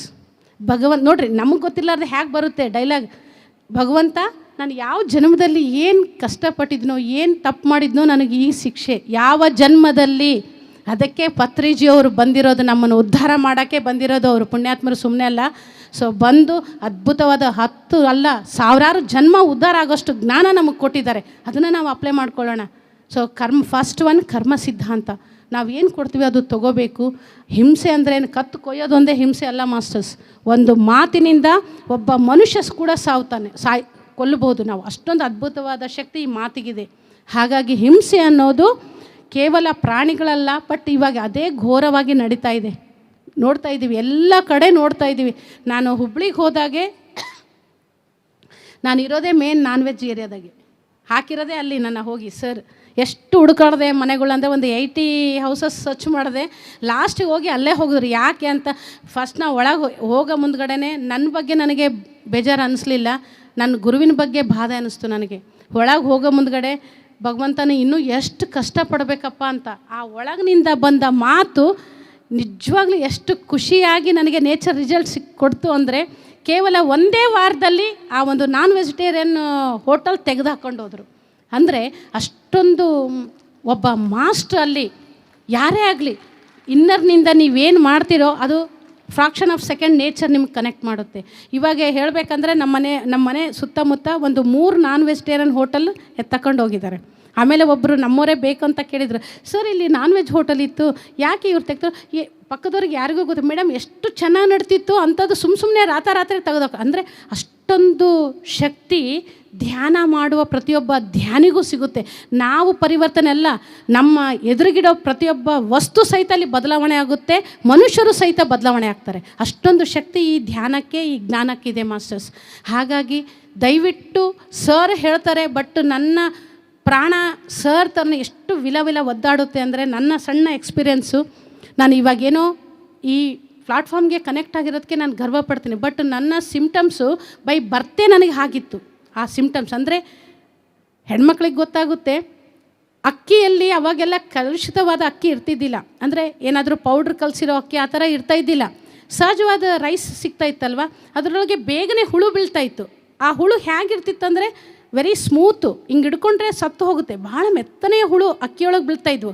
ಸೊ ಅವಾಗೆ ನಾವು ಎಲ್ಲ ಜಾಯಿಂಟ್ ಫ್ಯಾಮ್ಲಿ ಅದು ಆರಿಸ್ರಿ ಅಂತ ಕೊಟ್ಟಾಗೆ ನಾನು ಅದು ಹಿಡ್ಕೊಳಕ್ಕೆ ನನಗೆ ಒಂಥರ ನನಗೆ ಭಯ ಆಗ್ತಿತ್ತು. ಯಾಕಂದರೆ ನಾ ಗಟ್ಟಿಗೆ ಹಿಡ್ಕೊಂಡ್ರೆ ಅದು ಸತ್ತು ಹೋಗ್ಬಿಡುತ್ತೆ, ಪ್ರಾಣ ಹೋಗುತ್ತೆ ಅಂತ. ಊದುಬತ್ತಿ ಹಚ್ಚಿರ್ತೀವಲ್ಲ, ಊದುಬತ್ತಿ ಹಚ್ಚಿದಾಗೆ ಲಾಸ್ಟ್ ಸ್ಟಿಕ್ ಉಳಿಯುತ್ತೆ ಗೋಡೆಗೆ. ಆ ಸ್ಟಿಕ್ಸ್ ತೊಗೊಂಬಂದು ಒಂದು ಬೌಲ್ ತೊಗೊಂಡು ಆ ಅಕ್ಕಿಯಲ್ಲಿರೋ ಹುಳುನ ಮೆತ್ತಿಗೆ ತೆಗೆದು ಅದರೊಳಗೆ ಹಾಕ್ತಿದ್ದೆ. ಅದೆಲ್ಲ ಆದಮೇಲೆ ಹೋಗಿ ಹೊರಗಡೆ ಡ್ರೈನೇಜ್ನಲ್ಲಿ ಬಿಟ್ಟು ಬರ್ತಾಯಿದ್ದೆ. ಅಂದರೆ ಈ ಒಂದು ಸಿಮ್ಟಮ್ಸ್ ನನಗೆ ಸಣ್ಣೋಳಿರುವಾಗಿನಿಂದನೇ ವಾಕಿಂಗ್ ಮಾಡ್ತಾಯಿದ್ದೆ ನಾನು. ಸೊ ಇರುವೆಗಳೆಲ್ಲ ಹೋಗ್ತಾ ಇರ್ತಾವೆ ನೋಡ್ರಿ, ನೀವು ಯಾರಾದರೂ ವಾಕಿಂಗ್ ಮಾಡೋ ಮುಂದ್ಗಡೆ ಮಿಲ್ಟ್ರಿ ಥರ ಇರುವೆಗಳು ಹೋಗ್ತಾ ಇರ್ತವೆ ಲೈನಾಗಿ. ಸೊ ಅವಾಗೆ ಸಡನ್ಲಿ ಫಾಸ್ಟಾಗಿ ಮಾಡೋ ಮುಂದ್ಗಡೆ ಸಡನ್ಲಿ ಹೆಜ್ಜೆ ಇಟ್ಟೋಳು ಸಡನ್ಲಿ ತಗೋತಿದ್ದೆ, ಬೈತಿದ್ದೆ ಹುಡುಗರಿಗೆ ಬೈದಂಗೆ. ನಾವು ಇಷ್ಟು ರಾಕ್ಷಸ ಥರ ನಮಗೆ ನೀವು ಕಾಣಂಗಿಲ್ಲ, ನಾವು ರಾಕ್ಷಸ ಥರ ನಿಮಗೆ ಕಾಣ್ತೀವಿ, ನೀವೇ ಸ್ವಲ್ಪ ಸೈಡ್ ಆಗ್ಬೋದಲ್ಲ, ಸುಮ್ಮನೆ ಸತ್ತೋತಿದ್ದೆ ನೋಡಿ ನೀನು ಅಂತ ಸಡನ್ಲಿ ನನ್ನ ಬಾಯಿಂದ ಬರ್ತೆ. ಅಂದರೆ ಆ ಒಂದು ಪ್ರತಿಯೊಂದು ಅಣುಯೇಣು ತೃಣಕಾಷ್ಟದಲ್ಲೂ ನಾನಿದ್ದೀನಿ ಅನ್ನೋದಕ್ಕೆ ನನ್ನ ಎಷ್ಟೋ ಜನ್ಮದ ಸಂಸ್ಕಾರ ಇರ್ಬೋದು, ಬಟ್ ಈ ಬರ್ತ್ನಲ್ಲಿ ಆ ಸಂಸ್ಕಾರ ನನಗೆ ಉಪಯೋಗ ಆಗ್ತಾಯಿದೆ. ಅದಕ್ಕೆ ಪತ್ರಿಜಿಯವರು ಹಿಂದೆ ನಮಗೇನೋ ಗೊತ್ತಿಲ್ಲ, ಯಾರೂ ಹೇಳಿಲ್ಲ, ಬಟ್ ಇವಾಗಲಾದ್ರೂ ನಾವು ಪ್ರತಿಯೊಂದರಲ್ಲೂ ನನ್ನನ್ನು ನಾನು ಕಾಣೋಣ. ಆ ಒಂದು ಕಾಣುವಿಕೆ, ಆ ಒಂದು ವಿಶ್ವವೇ ನಾನು, ಅಹಂ ಬ್ರಹ್ಮಾಸ್ಮಿ ಅನ್ನೋ ಸ್ಥಿತಿ ನನ್ನಲ್ಲಿ ಬರಬೇಕು ಅಂತಂದರೆ ನನ್ನಲ್ಲಿ ನಾನು ಒಂದಾದಾಗ ಮಾತ್ರ, ನನ್ನಲ್ಲಿ ನಾನು ಪ್ರಯಾಣ ಮಾಡಿದಾಗ ಮಾತ್ರ ಆ ಒಂದು ಸ್ಥಿತಿ ಬರೋಕ್ಕೆ ಸಾಧ್ಯ ಆಗುತ್ತೆ ಮಾಸ್ಟರ್. ಅದಕ್ಕೆ ಆಗ ಬಂದಾಗ ಮಾತ್ರ ಯಾವುದೇ ಮೋಸ ಹಿಂಸೆ ಯಾವುದಕ್ಕೂ ಅಡ್ರೆಸ್ ಇಲ್ಲಾರ್ದಂಗೆ ಹೋಗ್ಬಿಡುತ್ತೆ ಆ ಸ್ಥಿತಿ. ಅದಕ್ಕೆ ಪ್ರತಿಯೊಬ್ಬರು ನಮ್ಮ PSS ಮೂಮೆಂಟು ನಿಜವಾಗ್ಲೂ ಹೇಳಬೇಕಂದ್ರೆ ಎಷ್ಟೋ ಇದಕ್ಕಾಗಿ ಆಧ್ಯಾತ್ಮಿಕ ಸಂಸ್ಥೆಗಳು ಹೋರಾಡ್ತಾ ಇದ್ದಾವೆ. ಈ ಒಂದು ಶಾಖಾಹಾರ ರ್ಯಾಲಿಗಳ ಮುಖಾಂತರ, ಜಾಥಾಗಳ ಮುಖಾಂತರ ಅವೇರ್ನೆಸ್ ಕ್ರಿಯೇಟ್ ಮಾಡ್ತಾ ಇದ್ದೇವೆ. ಅಂಥದ್ರಲ್ಲಿ PSS ಮೂಮೆಂಟು ಮುಂಚೂಣಿಯಲ್ಲಿದೆ ಅಂತ ಹೇಳೋಕ್ಕೆ ನಾವು ಗರ್ವ ಪಡ್ತೀವಿ. ನೋಡ್ತಾ ಇದ್ದೀರಲ್ಲ, ರ್ಯಾಲಿ ಜಾತ್ರೆ ಥರ ನಡೆಸ್ತಾ ಇದ್ದೀವಿ ನಾವು. ಎಷ್ಟು ಖುಷಿ ಆಗ್ತದೆ ಅಂದರೆ, ನಾನು 2018ನಲ್ಲಿ 11 ದಿವಸ ಫಸ್ಟ್ ಟೈಮ್ ಸರ್ ಸ್ಟಾರ್ಟ್ ಮಾಡ್ರಿ ಅಂತ ಹೇಳಿದ್ರು. ರಾಮನಗರ್ ಪಿರಮಿಡ್ ವ್ಯಾಲಿಯಿಂದನೇ ಪ್ರಾರಂಭ ಮಾಡಿರಿ ಮತ್ತು ಪಿರಮಿಡ್ ವ್ಯಾಲಿಗೆ ಬನ್ನಿ ಅಂತ ಹೇಳಿದರು ಸರಿ ಅಂತ ಸ್ಟಾರ್ಟ್ ಮಾಡಿದ್ವಿ. ರಾಮನಗರ್ನಲ್ಲಿ ಒಬ್ಬ ಮಾಂಸ ಮಾರೋ ಮಳಿಗೆ ಮುಸ್ಲಿಮರಿಬ್ಬರು ಯುವಕರಿದ್ದರು. ಸೊ ಜಸ್ಟ್ ನಮ್ಮವರೆಲ್ಲ ತೆಗೆದಾಕ್ರಿ, ಇದೇನು ಚೆನ್ನಾಗಲ್ಲ, ಈ ಥರ ಧ್ಯಾನ ಮಾಡಿರಿ ಅಂತ ಹೇಳ್ತಾಯಿದ್ರು. ಆ ಹುಡುಗರು ಚರ್ಚೆ ಮಾಡ್ತಾಯಿದ್ರು. ನಾನು ಪಾಂಪ್ಲೆಟ್ಸ್ ಕೊಡ್ತಾ ಹೋದೆ. ನಾ ಏನೂ ಹೇಳಿಲ್ಲ, ಜಸ್ಟ್ ಮೇಡಮ್ ನೀವೇನು ಬಿಡು ಅಂತ ಹೇಳ್ತೀರಾ, ನಾವು ಜೀವನ ಮಾಡೋಕ್ಕೆ ಏನು ಮಾಡಬೇಕು ಅಂತ ಇಬ್ಬರು ಯೂತ್ಸ್ ಕೇಳಿದ್ರು, ಮುಸ್ಲಿಮ್ಸರು. ಆವಾಗ ನನ್ನ ಬಾಯಿಂದ ಬಂದಿದ್ದೇನು ಏನು ಇಲ್ಲಿ ಭಗವದ್ಗೀತೆ ಉಪದೇಶ ಬರಲಿಲ್ಲ ಮಾಸ್ಟರ್ಸ್. ನನ್ನ ಅನುಭವ ಹೇಳ್ತಾ ಅಂದರೆ ಒಬ್ಬ ಪಿರಮಿಡ್ ಮಾಸ್ಟರ್ ಆಡುವ ಮಾತು ಎಷ್ಟು ಶಕ್ತಿಯುತವಾಗಿರುತ್ತೆ ಅನ್ನೋಕ್ಕೆ. ಜೀವನ ಮಾಡೋಕ್ಕೆ ಸಾಕಷ್ಟು ಹಲವಾರು ಮಾರ್ಗಗಳಿದ್ದಾವಪ್ಪ. ಸೊ ಒಂದು ಪ್ರಾಣಿನ ಪಕ್ಷಿನ ಹಿಂಸೆ ಮಾಡೇ ಜೀವನ ಮಾಡಬೇಕನ್ನೋದೇನು ಇಲ್ಲಲ್ಲ, ಆ ಒಳಗಿನ ಹಾರಾಟ. ಸೊ ಯಾವುದಾದ್ರೂ ವ್ಯಾಪಾರ ಮಾಡಿ ಬದುಕ್ಬೋದು, ಒಂದು ಪ್ರಾಣಿನ ಹಿಂಸೆ ಮಾಡಿ ಯಾಕೆ ಬದುಕ್ತೀರಾ ಅಂದ ಕ್ಷಣ, ನೆಕ್ಸ್ಟ್ ನನ್ನ ವಿಡಿಯೋದಲ್ಲಿ ತೋರಿಸ್ತೀವಿ ನಾವು ಅದು. ಸೊ ಆ ಕ್ಷಣವೇ ಮಾಂಸ ಮಾರ್ತಿರ್ತಕ್ಕಂಥ ಅದೇನು ಕತ್ತಿ ಎಲ್ಲ ಮಾಂಸ ಇತ್ತು, ಆ ಕ್ಷಣಕ್ಕೆ ಕಿತ್ತು ಹೋಗೋದು ಬಾಗಿಲು ಹಾಕ್ಕೊಂಡು ಹೋದ್ರು ಇಬ್ಬರು ಯೂತ್ಸು ಮುಸ್ಲಿಮ್ರು. ಅಷ್ಟು ಪವರ್ ಇರುತ್ತೆ ಧ್ಯಾನ ಮಾಡೋದ್ರಿಂದ. ಧ್ಯಾನ ಮಾಡಿದ ಮೇಲೆ ಆಡುವ ಮಾತು, ಪ್ರತಿಯೊಂದು ಮಾತು ಶಕ್ತಿಯುತವಾಗಿರುತ್ತೆ. ಆ ಥರ ಸಾಕಷ್ಟು ಮೊನ್ನೆನೇ ನಾವು ನಮ್ಮ ಹುಬ್ಬಳ್ಳಿ ಮಾಸ್ಟರ್ಸ್ ಎಲ್ಲ ಇದ್ದಾರೆ, ಅವರೆಲ್ಲರ ಸಹಕಾರದಿಂದ ನಾನು ಮೊನ್ನೆ ರ್ಯಾಲಿ ಮಾಡಿದೆ. ನಾನು ಅಂದರೆ ಎವ್ರಿ ಇಯರ್ ಇದು ಫಿಕ್ಸ್ ಪ್ರೋಗ್ರಾಮ್. ನವಂಬರ್ 1ರಿಂದ 11ರವರೆಗೆ 11 ದಿವಸ ಮೆಗಾ ಶಾಖಾಹಾರ ರ್ಯಾಲಿ ಕರ್ನಾಟಕದಲ್ಲಿ ನಡೆಯುತ್ತೆ. ಸೊ ಮೊನ್ನೆ ಪತ್ರಿ ಮೇಡಮ್ ಧಾರವಾಡದಲ್ಲಿ ಮಾಡಿರಿ, ಧಾರವಾಡ ಡಿಸ್ಟಿಕ್ ಹುಬ್ಬಳ್ಳಿ ಎಲ್ಲ ಅಂತ ಹೇಳಿದರು. ಮೊನ್ನೆ ನವಲಗುಂದದಲ್ಲಿ ನಮ್ಮ ಫ್ರೆಂಡ್ಸ್ ಎಲ್ಲರೂ ಮುಂದೆ ಹಂಚ್ತಾ ಹೋಗ್ತಾ ಇದ್ದಾರೆ, ಘೋಷಣೆ ಮಾಡ್ತಾ. ನಾನು ನಮ್ಮ ಒಬ್ಬ ಬ್ರದರ್ ಹಿಂದೆ ಮಾತಾಡ್ಕೊತಾ ಹೋಗ್ತಿದ್ವಿ. ನವಲಗುಂದದಲ್ಲಿ ಮಾಂಸ ಮಾರೋ ಆ ಒಂದು ಮಳೆಗೆ ಎಲ್ಲ ಜೋ ತಗೊಂಡಿದ್ದಾರೆ, ಅದೆಲ್ಲ ಹಾಕ್ಕೊಂಡು ಪಾಂಪ್ಲೆಟ್ಸ್ ನಮ್ಮವ್ರು ಕೊಟ್ಟು ಮುಂದಕ್ಕೆ ಹೋಗಿದ್ದಾರೆ. ನಾವು ಹಿಂದ್ಗಡೆ ಹೋಗ್ತಾ ಇದ್ವಿ. ಕೆಳಗೆ ಬಂದು ಮೇಡಮ್ ಒಂದು ಸ್ಮಾಲ್ ಕ್ವಶನ್, ಒಂದು ಸಣ್ಣ ಪ್ರಶ್ನೆ ಅಂತಂದರು. ಏನರಪ್ಪ ಅಂತಂದ್ವಿ. ನೀನು ಈ ಥರ ನೀವೇನು ಹೇಳ್ತಾ ಹೋಗ್ತಾ ಇದ್ದೀರಲ್ಲ, ಕರಪತ್ರಗಳನ್ನು ಕೊಡ್ತಾ ಹೋಗ್ತಾ ಇದ್ದೀರಾ ಧ್ಯಾನದ ಬಗ್ಗೆ, ಶಾಖಾರದ ಬಗ್ಗೆ, ಇದು ಬಿಟ್ಟರೆ ನಮ್ಮ ಸಮಸ್ಯೆಗಳು ಎಲ್ಲ ಪರಿಹಾರ ಆಗ್ತಾವ ಅಂದರು. ನೀನು ಅಲ್ಲಿ ಅಷ್ಟೆಲ್ಲ ಸಿಗಾಕೊಂಡು ನೇತಾಕೊಂಡು ಅಲ್ಲಿ ಕೂತಿ ಮಾತಾಡ್ತೀಯಲ್ಲ, ಕೆಳಗಿಳೋದು ಭಯ, ನಾನು ಮಾತಾಡ್ದೆ ಅದು ನೋಡ್ಲಾರೆ ನಾನು ಅಂತಂದೆ. ಕೆಳಗಿಳಿದು ಬಂದರು. ಕೆಳಗೆ ಬಂದು ಇದನ್ನು ತೆಗೆದು ಹಾಕಿದರೆ ನಮ್ಮ ಕುಟುಂಬದ ಸಮಸ್ಯೆ ಎಲ್ಲ ಪರಿಹಾರ ಆಗುತ್ತಾ ಮೇಡಮ್? ಖಂಡಿತ, ಫಸ್ಟು ಬಿಟ್ಟು ನೋಡು ಅಂತ. ನಾನು ನನ್ನ ಫ್ಯಾಮ್ಲಿ ಎಲ್ಲರೂ ಬರ್ತೀವಿ ನಿಮ್ಮ ಕ್ಲಾಸಿಗೆ ಅಂತೇಳಿ. ಆ ಕ್ಷಣ ಮೊನ್ನೆ ಫೋನ್ ಮಾಡಿದ್ದಾರೆ ಅವರು. ಕಂಪ್ಲೀಟಾಗಿ ಇವಾಗೆ ಮಾಂಸದ ಮಳಿಗೆಯನ್ನೇ ನಾವು ಬಿಟ್ಬಿಟ್ಟಿವಿ ಮೇಡಮ್, ನೀವು ಹೇಳಿದ ಒಂದು 5ನೇ ದಿನಕ್ಕೆ ಅವರು ಶಾಪ್ ತೆಗೆದಾಕಿದ್ರಂತೆ ನವಲಗುಂದದಲ್ಲಿ. ಹಾಗೆ ಎಷ್ಟೋ ಜನ ಇವತ್ತು ಪಿರಮಿಡ್ ಮಾಸ್ಟರ್ ಒಳಗಿನ ಆರ್ತನಾದ ಏನಿದೆ, ಎಲ್ಲವೂ ನಾನೇ, ವಿಶ್ವವೂ ನಾನೇ ಅನ್ನೋ ಆ ಒಂದು ಒಳಗಿನ ಆ ಒಂದು ಪ್ರಭಾವ ಇಡೀ ವಿಶ್ವವನ್ನೇ ಬದಲಾಯಿಸ್ತಾ ಇದೆ ಈ ಒಂದು ಜಾಥಾಗಳ ಮುಖಾಂತರ. ಅದಕ್ಕೆ ಹೆಚ್ಚು ರ್ಯಾಲಿಗಳು ಮಾಡೋದರಿಂದ ಧ್ಯಾನ ಪ್ರಚಾರ ಆಗುತ್ತೆ, ಅಲ್ಲಿ ಮನಸ್ಸಿನ ಪರಿವರ್ತನೆ ಆಗುತ್ತೆ. ಇವತ್ತು ಗೌರ್ಮೆಂಟ್ ಏನೇ ಇವತ್ತು ಯಾರೇ ಆಗಿರ್ಬೋದು, ನಮ್ಮವ್ರು ಇಲ್ಲಿ ಇರ್ಬೋದು, ಗೌರ್ಮೆಂಟ್ ನಾವು ಯಾವುದೇ ರಾಜಕೀಯ ವ್ಯಕ್ತಿಗಳು ಪರಿವರ್ತನೆ ಮಾಡ್ತಾ ಇದ್ದಾರೆ, ದೇಶದ ಬದಲಾವಣೆ ಮಾಡಬೇಕಂತಾರಲ್ಲ, ಫಸ್ಟ್ ಇಲ್ಲಿ ಮನಸ್ಸಿನ ಬದಲಾವಣೆ ಮಾಡಿರಿ ಅಂತ ಹೇಳ್ತೀವಿ. ಇಲ್ಲಿ ಮನಸ್ಸಿನ ಬದಲಾವಣೆ. ಅದಕ್ಕಾಗಿ ಇವತ್ತು PSO ಮೂಮೆಂಟ್ ಇಷ್ಟು ಹೋರಾಡ್ತಾ ಇದೆ ಅಂದರೆ, ಪ್ರತಿಯೊಂದು ಮನೆಗೂ ಧ್ಯಾನ ಹಬ್ಬಬೇಕು, ಪ್ರತಿಯೊಂದು ಮನೆಯೂ ಧ್ಯಾನಮಯ ಆಗಬೇಕು, ಪ್ರತಿಯೊಂದು ಮನೆ ಮೇಲೂ ಪಿರಮಿಡ್ ಬರಬೇಕು, ಪ್ರತಿಯೊಬ್ಬರು ಶಾಖಾಹಾರಿಗಳಾಗಬೇಕನ್ನೋದೇ. ಅದಕ್ಕೆ ಧ್ಯಾನ ಜಗತ್, ಸಸ್ಯಾಹಾರ ಜಗತ್, ಪಿರಮಿಡ್ ಜಗತ್ತೇ ನಮ್ಮ ಕಾನ್ಸೆಪ್ಟು. ಸೊ ನೆಕ್ಸ್ಟ್,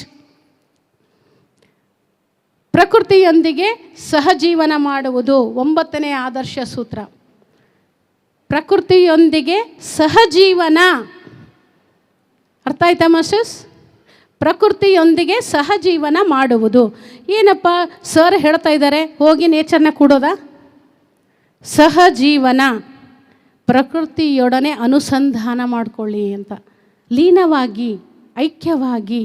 ಅಂದರೆ ಆ ಒಂದು ನೇಚರ್ನಲ್ಲಿ ಹೋಗಿಬಿಟ್ಟು ಅದ್ಭುತವಾದ, ನಿಜವಾಗ್ಲೂ ಈ ಪಿರಮಿಡ್ನಲ್ಲಿ ನಾವು ಎಷ್ಟು ಎನರ್ಜಿ ತೊಗೊಳ್ತೀವೋ ಅಷ್ಟೇ ಒಂದು ಶಕ್ತಿನ ನಾವು ಆ ಒಂದು ನೇಚರ್ನ ಜೊತೆ ಕನೆಕ್ಟ್ ಆದಾಗ ಅಷ್ಟೇ ಅದ್ಭುತವಾದ ಪ್ರಾಣಶಕ್ತಿ ನಮಗೆ ಸಿಗುತ್ತೆ, ಅಷ್ಟೇ ಆನಂದ, ಅಷ್ಟೇ ಆ ಒಂದು ಶೂನ್ಯ ಸ್ಥಿತಿ ನಾವು ಪಡೀಲಿಕ್ಕೆ ಸಾಧ್ಯ ಆಗುತ್ತೆ.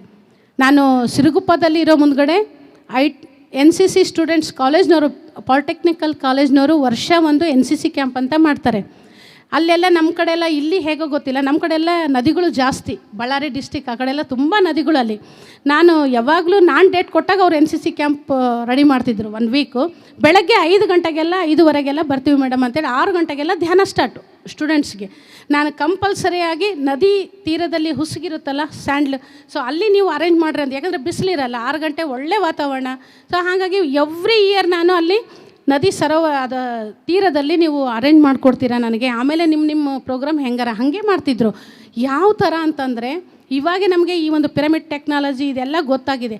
ಆ ನದಿ ತೀರದಲ್ಲಿ ಕೂತು ಧ್ಯಾನ ಮಾಡಿದಾಗ ಪಿರಮಿಡ್ನಷ್ಟೇ ಎನರ್ಜಿ ಪ್ರತಿಯೊಬ್ಬ ಹುಡುಗರು ಫಸ್ಟ್ ಸಿಟ್ಟಿಂಗ್ನಾಗೆ ಕನೆಕ್ಟ್ ಆಗ್ತಿದ್ರು. ಮೇಡಮ್ ನಮಗೆ ಈ ಥರ ಮಾಸ್ಟರ್ಸ್ ಕಾಣ್ತಾ ಇದ್ದಾರೆ, ಆಮೇಲೆ ಹೂವುಗಳು ಸಹಿತ ಒಂದೊಂದು ಮೆಸೇಜ್ ಕೊಡ್ತಾ ಇದ್ದಾವೆ ಅಂತ ಫೀಲ್ ಆಗ್ತಾಯಿದ್ರು. ಅವತ್ತು ನಾವೇನು 10 ವರ್ಷದ ಕಲಿಸಿದ ಹುಡುಗರಿಗೆ ಇವತ್ತು ಧ್ಯಾನ ಮಾಡ್ತಾಯಿದ್ದೆ, ಏಕಲವ್ಯನ ಥರ. ನನಗೆ ಗೊತ್ತಿಲ್ಲ, ಮೊನ್ನೆ ಒಬ್ಬ ಹುಡುಗ ಇಲ್ಲೇ ನಮ್ಮ PMCಯಲ್ಲಿ ವರ್ಕ್ ಮಾಡ್ತಾಯಿದ್ರು, ಉಪೇಂದ್ರ ಅಂತ. ಅವನು 5ನೇ ಕ್ಲಾಸ್ ಇದ್ದಾಗೆ ನಾನು ಧ್ಯಾನ ಹೇಳ್ಕೊಟ್ಟಿದ್ದಂತೆ. ಮೊನ್ನೆ ಮೇಡಮ್ ಗುರ್ತಿಡಿದ್ರೆ ನೀವು ಅಂದರೆ ಅಷ್ಟೊಂದು ಅದ್ಭುತವಾದ ಶಕ್ತಿ ನಮಗೆ ಆ ಒಂದು ಪ್ರಕೃತಿಯೊಡನೆ ಮಾಡಿದಾಗ ಸಿಗುತ್ತೆ. ಒಂದೇ ಸಿಟ್ಟಿಂಗಿಗೆ ಕನೆಕ್ಟ್ ಆಗ್ತಾರೆ. ಇವತ್ತಿಗೂ ಆ ಹುಡುಗ ಉಲ್ಟೆ ಸರ್ವಿಸ್ ಸಹಿತ ಕೊಡ್ತಾ ಇದ್ದಾರೆ. ಹಾಗಾಗಿ ನಾವು ಧ್ಯಾನವನ್ನು ಅಗತ್ಯಕ್ಕೆ ತಕ್ಕಂತೆ ಮನೆಯೊಳಗೆ ಮಾಡೋಣ, ಬಟ್ ಅವಕಾಶ ಸಿಕ್ಕಾಗೆ ಆ ಒಂದು ಪ್ರಕೃತಿಯೊಡನೆ ನಾವು ಅನುಸಂಧಾನ ಆದಾಗೆ, ಎಲ್ಲಾದರೂ ದೇವಸ್ಥಾನ, ಊರು ಹೊರಗಡೆ ಆ ದೇವಸ್ಥಾನದಲ್ಲಿ ಯಾರೂ ಬರಲ್ಲ ಅಂತ ನೋಡ್ರಿ, ಅದನ್ನು ನೀವು ಟಾರ್ಗೆಟ್ ಮಾಡ್ಕೊಳ್ರಿ. ಯಾವಾಗ ಈ ಒಂದು ಪಬ್ಲಿಸಿಟಿ ಇರುತ್ತೋ ಅಲ್ಲಿ ಹೋಗಬೇಡ್ರಿ. ಯಾವುದೋ ಊರು ಹೊರಗಡೆ ಇದ್ದು ಪಾಳು ದೇಗುಲ ಅಂತಾರೆ ನೋಡ್ರಿ, ಅಂಥ ದೇವಸ್ಥಾನ ಪಿರಮಿಡ್ ಮಾಸ್ಟರ್ಗಳಿಗೆ ಸೂಕ್ತ, ಯಾವ ಶಬ್ದ ಇರೋದಿಲ್ಲ. ಸೊ ಬೇಗನೆ ನಾವು ನಮ್ಮೊಳಗೆ ನಾವು ಅನುಸಂಧಾನ ಆಗ್ತೀವಿ. ಹಾಗಾಗಿ ಪ್ರಕೃತಿಯ ಜೊತೆ ಹೆಚ್ಚು ಹೆಚ್ಚು ಹೆಚ್ಚು ಹೆಚ್ಚು ಸ್ಪೆಂಡ್ ಮಾಡಿರಿ.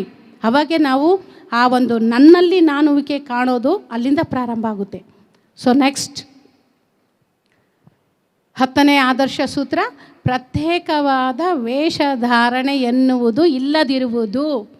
ಸಾರ್ ಯಾಕೆ ಹೇಳೋಗಾರೋ ಗೊತ್ತಿಲ್ಲ, ಬಟ್ ಯಾರೂ ಬೆಲೆ ಕೊಡಲ್ರಿ ಪಿರಮಿಡ್ ಮಾಸ್ಟರ್ಗಳಂದರೆ. ಯಾಕೆ ಹೇಳ್ರಿ? ನಮ್ಮಲ್ಲಿ ಏನು ವೇಷಭೂಷಣನೇ ಇರಲ್ಲ. ಪತ್ರಿ ಸರ್ ನೋಡಿದ್ರಿ ತಾನೇ, ಕಾಮನ್ ಮ್ಯಾನ್ ಹೆಂಗಿದ್ದಾರೆ ನೋಡ್ರಿ. ಅವರು ಒಬ್ಬ ಎಂಪ್ಲಾಯಿ, ಅವರು ಯಾವಾಗ ಎನ್ಲೈಟನ್ಮೆಂಟ್ ಆಯಿತು, ಸೊ ಈ ಒಂದು ಧ್ಯಾನದ ಜ್ಞಾನವನ್ನು ವಿಶ್ವಕ್ಕೆ ಹಂಚೋಣ ಅಂತ ಕುಟುಂಬವನ್ನೆಲ್ಲ ನೋಡಿಕೊಳ್ಳುತ್ತಾ ಜೊತೆಗೆ ವಿಶ್ವಕ್ಕೆ ಜ್ಞಾನ ಹಂಚಿ ಹೋದ ಮಹಾಪುಣ್ಯಾತ್ಮರು ಹೇಗಿದ್ರು? Simple common man. ನಾವು ಎಷ್ಟೋ ಸರಿ ನಮ್ಮ ಮಾಸ್ಟರ್ ನಾವು ಮಾತಾಡ್ಕೊತಿರ್ತೀವಿ. ಯಾಕೆ ಅಂದರೆ ಬೇರೆ ಯಾರಾದರೂ ಇವಾಗ ಆಚಾರ್ಯಗಳನ್ನ ಕರೆಸಿ ಪೂಜೆ ಮಾಡಿದ್ರೆ ಅಂದ್ಕೊಳ್ರಿ, ಏನು ಮಾಡ್ತೀರಾ ಅವ್ರಿಗೆ?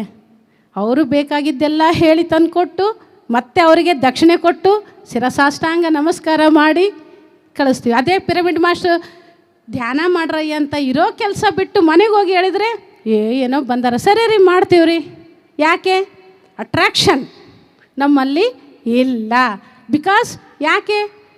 ಸತ್ಯ ಸರ್ ಯಾವಾಗಲೂ ಹೇಳ್ತಾರೆ, ಸತ್ಯ ಯಾವಾಗಲೂ ಸಹಜವಾಗಿರುತ್ತೆ, ಸರಳವಾಗಿರುತ್ತೆ. ಅದಕ್ಕೆ ಯಾವ ವೇಷಭೂಷಣಗಳ ಅಗತ್ಯ ಇಲ್ಲ. ಅದಕ್ಕೆ ಪಿರಮಿಡ್ ಮಾಸ್ಟರ್ ಯಾವಾಗಲೂ ಸಹಜವಾಗಿರ್ತಾರೆ. ಯಾಕೆ? ಗುರು ಹಾಗಿದ್ದಾನೆ. ಮನೇಲಿ ದೊಡ್ಡವ್ರು ಹೇಗಿರ್ತಾರೋ ಸಣ್ಣವ್ರು ಹಾಗಿರ್ತಾರೆ. ಸೊ ನಮ್ಮ ಗುರು ಈ ಥರ ಇರೋದಕ್ಕೆ ನಾವು ಈ ಥರ ಪ್ರಪಂಚ ನಮಗೆ ಬೆಲೆ ಕೊಟ್ಟರೆ ಕೊಡದೇ ಇದ್ದರೆ ನಮ್ಮ ಸತ್ಯ ನಾವು ತಿಳಿಸೋದು, ದಟ್ ಈಸ್ ನಾವು ಅವರ್ ಡ್ಯೂಟಿ, ನಮ್ಮ ಕರ್ತವ್ಯ. ಸೊ ಹಾಗಾಗಿ ಇಲ್ಲಿ ಯಾವ ಒಂದು ಪ್ರತ್ಯೇಕವಾದ ವೇಷಧಾರಣೆ ಅನ್ನೋದು ಬೇಡ ಅಂತ ಹೇಳ್ತಾರೆ ಸರ್. ಯಾವ ವೇಷ ಬೇಕು ಸತ್ಯ ಅಂತ ತಿಳ್ಕೊಳಕ್ಕೆ? ಇವಾಗ ನೋಡ್ರಿ, ಜಸ್ಟ್ ಹೀಗೆ ಕೂತೀರಾ, ಸೊ ಜಸ್ಟ್ ಈ ಥರ ಅಬ್ಸರ್ವ್ ಮಾಡೋದು. ಬ್ರೆತ್ ಒಳಗಡೆ ನಡೀತಾ ಇರುತ್ತೆ, ಶ್ವಾಸೋಚ್ಛ್ವಾಸ. ಸೊ ಅದ್ರ ಕಡೆ ಅಬ್ಸರ್ವ್ ಮಾಡಿ. ಅದಕ್ಕೆ ಯಾಕೆ ಬೇಕು ಇವೆಲ್ಲ? ಬಟ್ ಪ್ರಪಂಚ ಏನಾಗಿದೆ ಮೊದಲಿಂದನೂ, ಅವಾಗೆ ಆ ಜ್ಞಾನ ಇದ್ದಿಲ್ಲ, ರಿಸೀವಿಂಗ್ ಸಿಸ್ಟಮ್ ಆಗಿಲ್ಲ, ಆದ ಕಾರಣ ಅವೆಲ್ಲ ಬೇಕಾಗಿತ್ತು. ಓಕೆ, ಬಟ್ ಇವಾಗೆ ಸಣ್ಣ ಸಣ್ಣ ಹುಡುಗರು ಎಷ್ಟೊಂದು ಅದ್ಭುತವಾದ ಜ್ಞಾನ ತಗೊಳ್ತಾ ಇದ್ದಾರೆ, ಅಷ್ಟೊಂದು ಮೈಂಡ್ ಡೆವಲಪ್ಮೆಂಟ್ ಆಗ್ತಾ ಇದೆ. ಹಾಗಿದ್ದಾಗೆ ನನ್ನನ್ನು ನಾನು ತಿಳ್ಕೊಳ್ಳೋಕ್ಕೆ ಯಾವ ವೇಷಭೂಷಣಗಳ ಅಗತ್ಯ ಇಲ್ಲ, ಮಾತ್ರ ಇಲ್ಲ ಮಾಸ್ಟರ್ಸ್. ಹಾಗಾಗಿ ಸಿಂಪಲ್ ಆಗಿರೋಣ, ಎಲ್ಲರಲ್ಲೂ ನಾನು, ನನ್ನಲ್ಲೂ ಎಲ್ಲರೂ ಇದ್ದಾರೆ ಅಂತ ತಿಳ್ಕೊಂಡು ನಾವು ಸಿಂಪಲ್ಲಾಗಿ, ಸಹಜವಾಗಿ, ಸರಳವಾಗಿ ಜೀವಿಸೋಣ ಅಂತಲೇ ಪತ್ರಿ ಸರ್ ಹೇಳ್ತಾ ಇದ್ದಾರೆ. ಸೊ ನೆಕ್ಸ್ಟ್, ಚಿಕ್ಕ ವಯಸ್ಸಿನಿಂದಲೇ ಪ್ರತಿಯೊಬ್ಬರಿಗೂ ಧ್ಯಾನ ಶಿಕ್ಷಣ ನೀಡಬೇಕು. ಸರ್ ಯಾವಾಗಲೂ ನಿಜವಾಗ್ಲೂ ಹೇಳಬೇಕಂದ್ರೆ ಎಲ್ಲ ಆಧ್ಯಾತ್ಮಿಕ ಸಂಸ್ಥೆಗಳಲ್ಲಿ ಯಾರು ಕಾಣ್ತಾರೆ ಹೇಳ್ರಿ? ಆಧ್ಯಾತ್ಮಿಕದ ಮಾರ್ಗಕ್ಕೆ ಹೋಗ್ಬೇಕಂದ್ರೆ ಯಾರು ಹೋಗ್ತಾರೆ ಹೆಚ್ಚು? ಎಲ್ಲ ವಯಸ್ಸು ಆದಮೇಲೆ ಇನ್ನೇನು ನನಗೆ ಅಲ್ಲಿ ಟಿಕೆಟ್ ರಿಸರ್ವೇಷನ್ ಮಾಡಿಸ್ಕೊಳಕ್ಕೆ ಇಲ್ಲಿ ಟಿಕೆಟ್ ತೊಗೋತೀವಿ ಅಂದರೆ, ಇವಾಗಲಾದರೂ ಭಗವಂತ ಒಳ್ಳೆ ಸಾವು ಕೊಡಪ್ಪ, ನನಗೆ ಮೋಕ್ಷ ಕೊಡಪ್ಪ. ಎಲ್ಲಿಂದ ಕೊಡ್ತಾರೆ ಭಗವಂತ ಮೋಕ್ಷ? ನೀನೇ ಭಗವಂತ. ನೀನು ಮೋಕ್ಷ ತಗೋಬೇಕಂದ್ರೆ ಏನು ಮಾಡಬೇಕು? ಎಲ್ಲ ವಿಶ್ವವೇ ನಾನು ಅನ್ನೋ ಸ್ಥಿತಿಯಲ್ಲಿ ನಾನು ಜೀವಿಸಿದಾಗ ನನಗೆ ಮೋಕ್ಷ ಸಿಗುತ್ತೆ. ನಾನು ಘೋರವಾದ ತಪಸ್ಸು ಮಾಡೋದ್ರಿಂದ ಮೋಕ್ಷ ಸಿಗಲ್ಲ ಮಾಸ್ಟರ್ಸ್. ಮಂತ್ರಗಳು, ಜಪಗಳು, ಸ್ತೋತ್ರಗಳು, ನೀವೇನೇ ಮಾಡಿರಿ, ಆಧ್ಯಾತ್ಮಿಕ ಹಂತದ ಪರಮೋನ್ನತ ಸ್ಥಿತಿನೇ ಆನಾಪಾನಸತಿ ಧ್ಯಾನ. ಅದು ಬಿಟ್ಟು ನೀವೇನೇ ತಲೆ ಕೆಳಗೆ ಮಾಡಿ ತಪಸ್ಸು ಮಾಡಿದ್ರೂ ಮೋಕ್ಷ ಅನ್ನೋದು ಸಿಗಲ್ಲ. ಅದೇ ಸತ್ಯ. ನನ್ನನ್ನು ನಾನು ಎಲ್ಲಿವರೆಗೆ ನಾನು ತಿಳ್ಕೊಳ್ಳೋದಿಲ್ವೋ ಅಲ್ಲಿಯ ತನಕ ಮೋಕ್ಷ ಇಲ್ಲ. ಅದಕ್ಕೆ ಧ್ಯಾನಂ ಏವಂ ಶರಣಾಮಿ, ಧ್ಯಾನ ಮಾತ್ರ ಒಂದೇ, ಅದು ಬಿಟ್ಟು ಬೇರೆ ದಾರಿ ಇಲ್ಲ. ಅದಕ್ಕಾಗಿಯೇ ಅಂತಹ ಒಂದು ಮೋಕ್ಷ ಸಿಗಬೇಕು ಅಂತಂದರೆ ನಾವು ಏನು ಮಾಡಬೇಕು? ಗೋಣು ಅಲಗಾಡಿಸುವಾಗಲ್ಲ, ಗೋಣು ಅಲಗಾಡಿಸುವಾಗೇ ಸ್ಟಾರ್ಟ್ ಮಾಡಬೇಕು. ಯಾವಾಗೆ? ಸಣ್ಣ ಮಗು ಇದ್ದಾಗೆ. ಎಷ್ಟೆಷ್ಟು ಚಿಕ್ಕ ವಯಸ್ಸಿನಲ್ಲಿ ನಾವು ಧ್ಯಾನ ಪ್ರಾರಂಭ ಮಾಡ್ತೀವೋ ಅಷ್ಟೊಂದು ಉಜ್ವಲವಾದ ಭವಿಷ್ಯತ್ತನ್ನು ಅವರೇ ನಿರ್ಮಿಸ್ಕೊಳ್ತಾರೆ. ಅವರೇ ಕ್ರಿಯೇಟರ್. ಅದು ಜವಾಬ್ದಾರಿ ನಮಗೆ ತಪ್ಪುತ್ತಲ್ಲ, ಬೆನಿಫಿಟ್ ಅಲ್ವ ನಮಗೆ? ಓದ್ಕೊಳೋ ಅವ್ರ ಸರಿಯಾಗಿ ನಾವು ಬೆಳತನ ಎದ್ದಿರಬೇಕು. ಎಲ್ಲ ಪೇರೆಂಟ್ಸ್ ಹಾಗೆ ಮಾಡ್ತಾ ಇರೋದು. ಅವ್ರ ಪ್ರಾಜೆಕ್ಟ್ಗಳನ್ನ ಇವ್ರು ಮಾಡಿಕೊಡ್ತಾರೆ. ಇದು ಎಜುಕೇಷನ್ ಸಿಸ್ಟಮ್. ಏನು ಮಾಡಬೇಕೋ ಗೌರ್ಮೆಂಟ್ ಅದು ಮಾಡ್ತಾ ಇಲ್ಲ. ಸಣ್ಣ ಸಣ್ಣ ವಯಸ್ಸಿಗೆ ಇವತ್ತು ಎಜುಕೇಷನ್ ಸಿಸ್ಟಮ್ ಎಷ್ಟು ಪ್ರೆಜರ್ ಆಗಿದೆ ಅಂತಂದರೆ, ಜಸ್ಟ್ ಒಂದು ಸೆಕೆಂಡ್ ಥರ್ಡ್ ಓದೋ ಹುಡುಗರಿಗೆ 20 kg ವೇಟು, ಸ್ವಲ್ಪ ವಯಸ್ಸು ಒಂದು 30 ಆಗೋದ್ರೊಳಗೆ ಬೆನ್ನು ಗೂನು. ಯಾಕೆ? ಕತ್ತೆ ಥರ ಈ ಥರ ಬ್ಯಾಗ್ ಹಾಕ್ಕೊಂಡು ಅಲ್ಲಿ ಪುಸ್ತಕದ ನಾಲೆಜ್ ಇರುತ್ತೆ, ಏನೂ ಇರಲ್ಲ. ನಾನು ನಮ್ಮ ಹುಡುಗರಿಗೆ ಎಷ್ಟು ಸಾರಿ ಹೇಳ್ತಾ ಇರ್ತೀನಿ, ಕಾಮನ್ ಸೆನ್ಸ್ ಅಂದರೆ ಪ್ರಾಪಂಚಿಕ ಜ್ಞಾನ ಅನ್ನೋದು ಅವರಲ್ಲಿ ಎಳ್ಳು ಮಾತ್ರ ಇರೋಂಗಿಲ್ಲ. ಬರೀ ಪುಸ್ತಕದ ಜ್ಞಾನ ತೊಗೊಂಡ್ರೆ ಸಾಕಷ್ಟು ಇರುತ್ತೆ. ತೊಗೊಂಡು ಏನು ಮಾಡ್ತೀರಾ? ಬೇಡ. ಸೊ ಪ್ರಾಪಂಚಿಕ ಜ್ಞಾನ ಇದ್ದವರು ವಿಶ್ವವನ್ನೇ ಜಯಿಸ್ಬೋದು. ಪುಸ್ತಕದ ಜ್ಞಾನ ಇದ್ದವರು ಪುಸ್ತಕದಲ್ಲಿ ಮಾತ್ರ ಜಯ ಸಿಗುತ್ತೆ ಅವರಿಗೆ. ಮತ್ತು ಯಾವುದು ಬೆಸ್ಟು? ಪುಸ್ತಕ ಜ್ಞಾನದ ಜೊತೆಗೆ ಪ್ರಾಪಂಚಿಕ ಜ್ಞಾನನೂ ನಾವು ತಿಳ್ಕೋಬೇಕು. ಆ ಪ್ರಾಪಂಚಿಕ ಜ್ಞಾನ ನಮ್ಮದಾಗಿಸ್ಬೇಕಂತಂದರೆ ನಾವು ಧ್ಯಾನ ಚಿಕ್ಕ ವಯಸ್ಸಿನಿಂದನೇ ಪ್ರಾರಂಭ ಮಾಡಿಸ್ಬೇಕು. ಅವಾಗೇ ಜಗತ್ತಿನ ಜ್ಞಾನವನ್ನು ನಮಗೆ ತಗೊಳ್ಳೋಕ್ಕೆ ಸಾಧ್ಯ ಆಗುತ್ತೆ. ಹಾಗಾಗಿ ಇಂತಹ ಅದ್ಭುತವಾದ ಜ್ಞಾನವನ್ನು ನಾವು ಚಿಕ್ಕ ವಯಸ್ಸಿರುವಾಗಲೇ ನೋಡ್ರಿ. ಇವಾಗೆಲ್ಲ ಬಂದಿದ್ದೀರಾ, ಎಲ್ಲರೂ ದೊಡ್ಡವರೇ ಇದ್ದಾರೆ. ಯಾಕೆ ಹುಡುಗರಿಗೆ ನಾಟಲೋಡ ನಾವೇನಾದರೂ ಹೇಳಿದ್ವಾ? ಮತ್ತು ಯಾಕೆ ಬಂದಿಲ್ಲ? ನಿಮ್ಮವ್ರನ್ನೆಲ್ಲ ಯಾಕೆ ಕರ್ಕೊಂಬಂದಿಲ್ಲ? ಇಂಟ್ರೆಸ್ಟ್ ಇಲ್ಲ ಮೇಡಮ್ ಹುಡುಗರಿಗೆ, ಸುಮ್ಮನೆ ಕೊಡ್ಬೇಕಂದ್ರೆ ಆಗಲ್ಲ. ಅವರು ಇವನಿಂದ ಕಲಿಸ್ರಿ. ಮೊನ್ನೆ ಪರಿ ಮೇಡಮ್ ಒಂದು ಸಂದೇಶ ಕೊಟ್ಟಿದ್ದರು. ನಾವು ನಮ್ಮ ಧರ್ಮರೀತ್ಯ ಸಣ್ಣ ಹುಡುಗರಿಗೆ ಏನು ಹೇಳ್ತೀವಿ? ಒಂದು ಆರ್ಡ್ರ್ ಮಾಡ್ತೀವಿ. ಸ್ನಾನ ಆದ ತಕ್ಷಣ ದೇವ್ರ ಮನೆಗೆ ಹೋಗು, ದೇವರಿಗೆ ಕೈ ಮುಗಿ, ಆಮೇಲೆ ಬಾ ಹಾಲು ಕುಡಿ. ಅದು ಕಡ್ಡಾಯ ಅಂತ ಮಾಡ್ತೀವಿ, ಹೌದು ತಾನೇ? ಮತ್ತು ಇದು ಯಾಕೆ ಮಾಡಬಾರ್ದು? ಧ್ಯಾನ ಮಾಡು ನೀನು. ಇವತ್ತು ನಮ್ಮ ಪಿರಮಿಡ್ ಮಾಸ್ಟರ್ಗಳು ಮಕ್ಕಳೆಲ್ಲ ಮಾಡ್ತಾ ಇದ್ದಾರೆ. ಬೆಳಗ್ಗೆ ಎದ್ದ ತಕ್ಷಣ ಫಸ್ಟು ಧ್ಯಾನದಿಂದ ಆ ಡೇ ಪ್ರಾರಂಭ ಮಾಡಿ. ಇದು ಕಡ್ಡಾಯ ಅಂದಾಗ ಪ್ರತಿಯೊಬ್ಬರು ಫಾಲೋ ಆಗ್ತಾರೆ. ಅದರ ಜೊತೆಗೆ ನಾವು ಅನುಸರಿಸ್ಬೇಕು. ಫಸ್ಟು ನಾವಿಲ್ಲಿ ತಿರುಕೊಂತ ಧ್ಯಾನ ಮಾಡು ಅಂದರೆ ಹೇಗೆ ಮಾಡ್ತಾರೆ?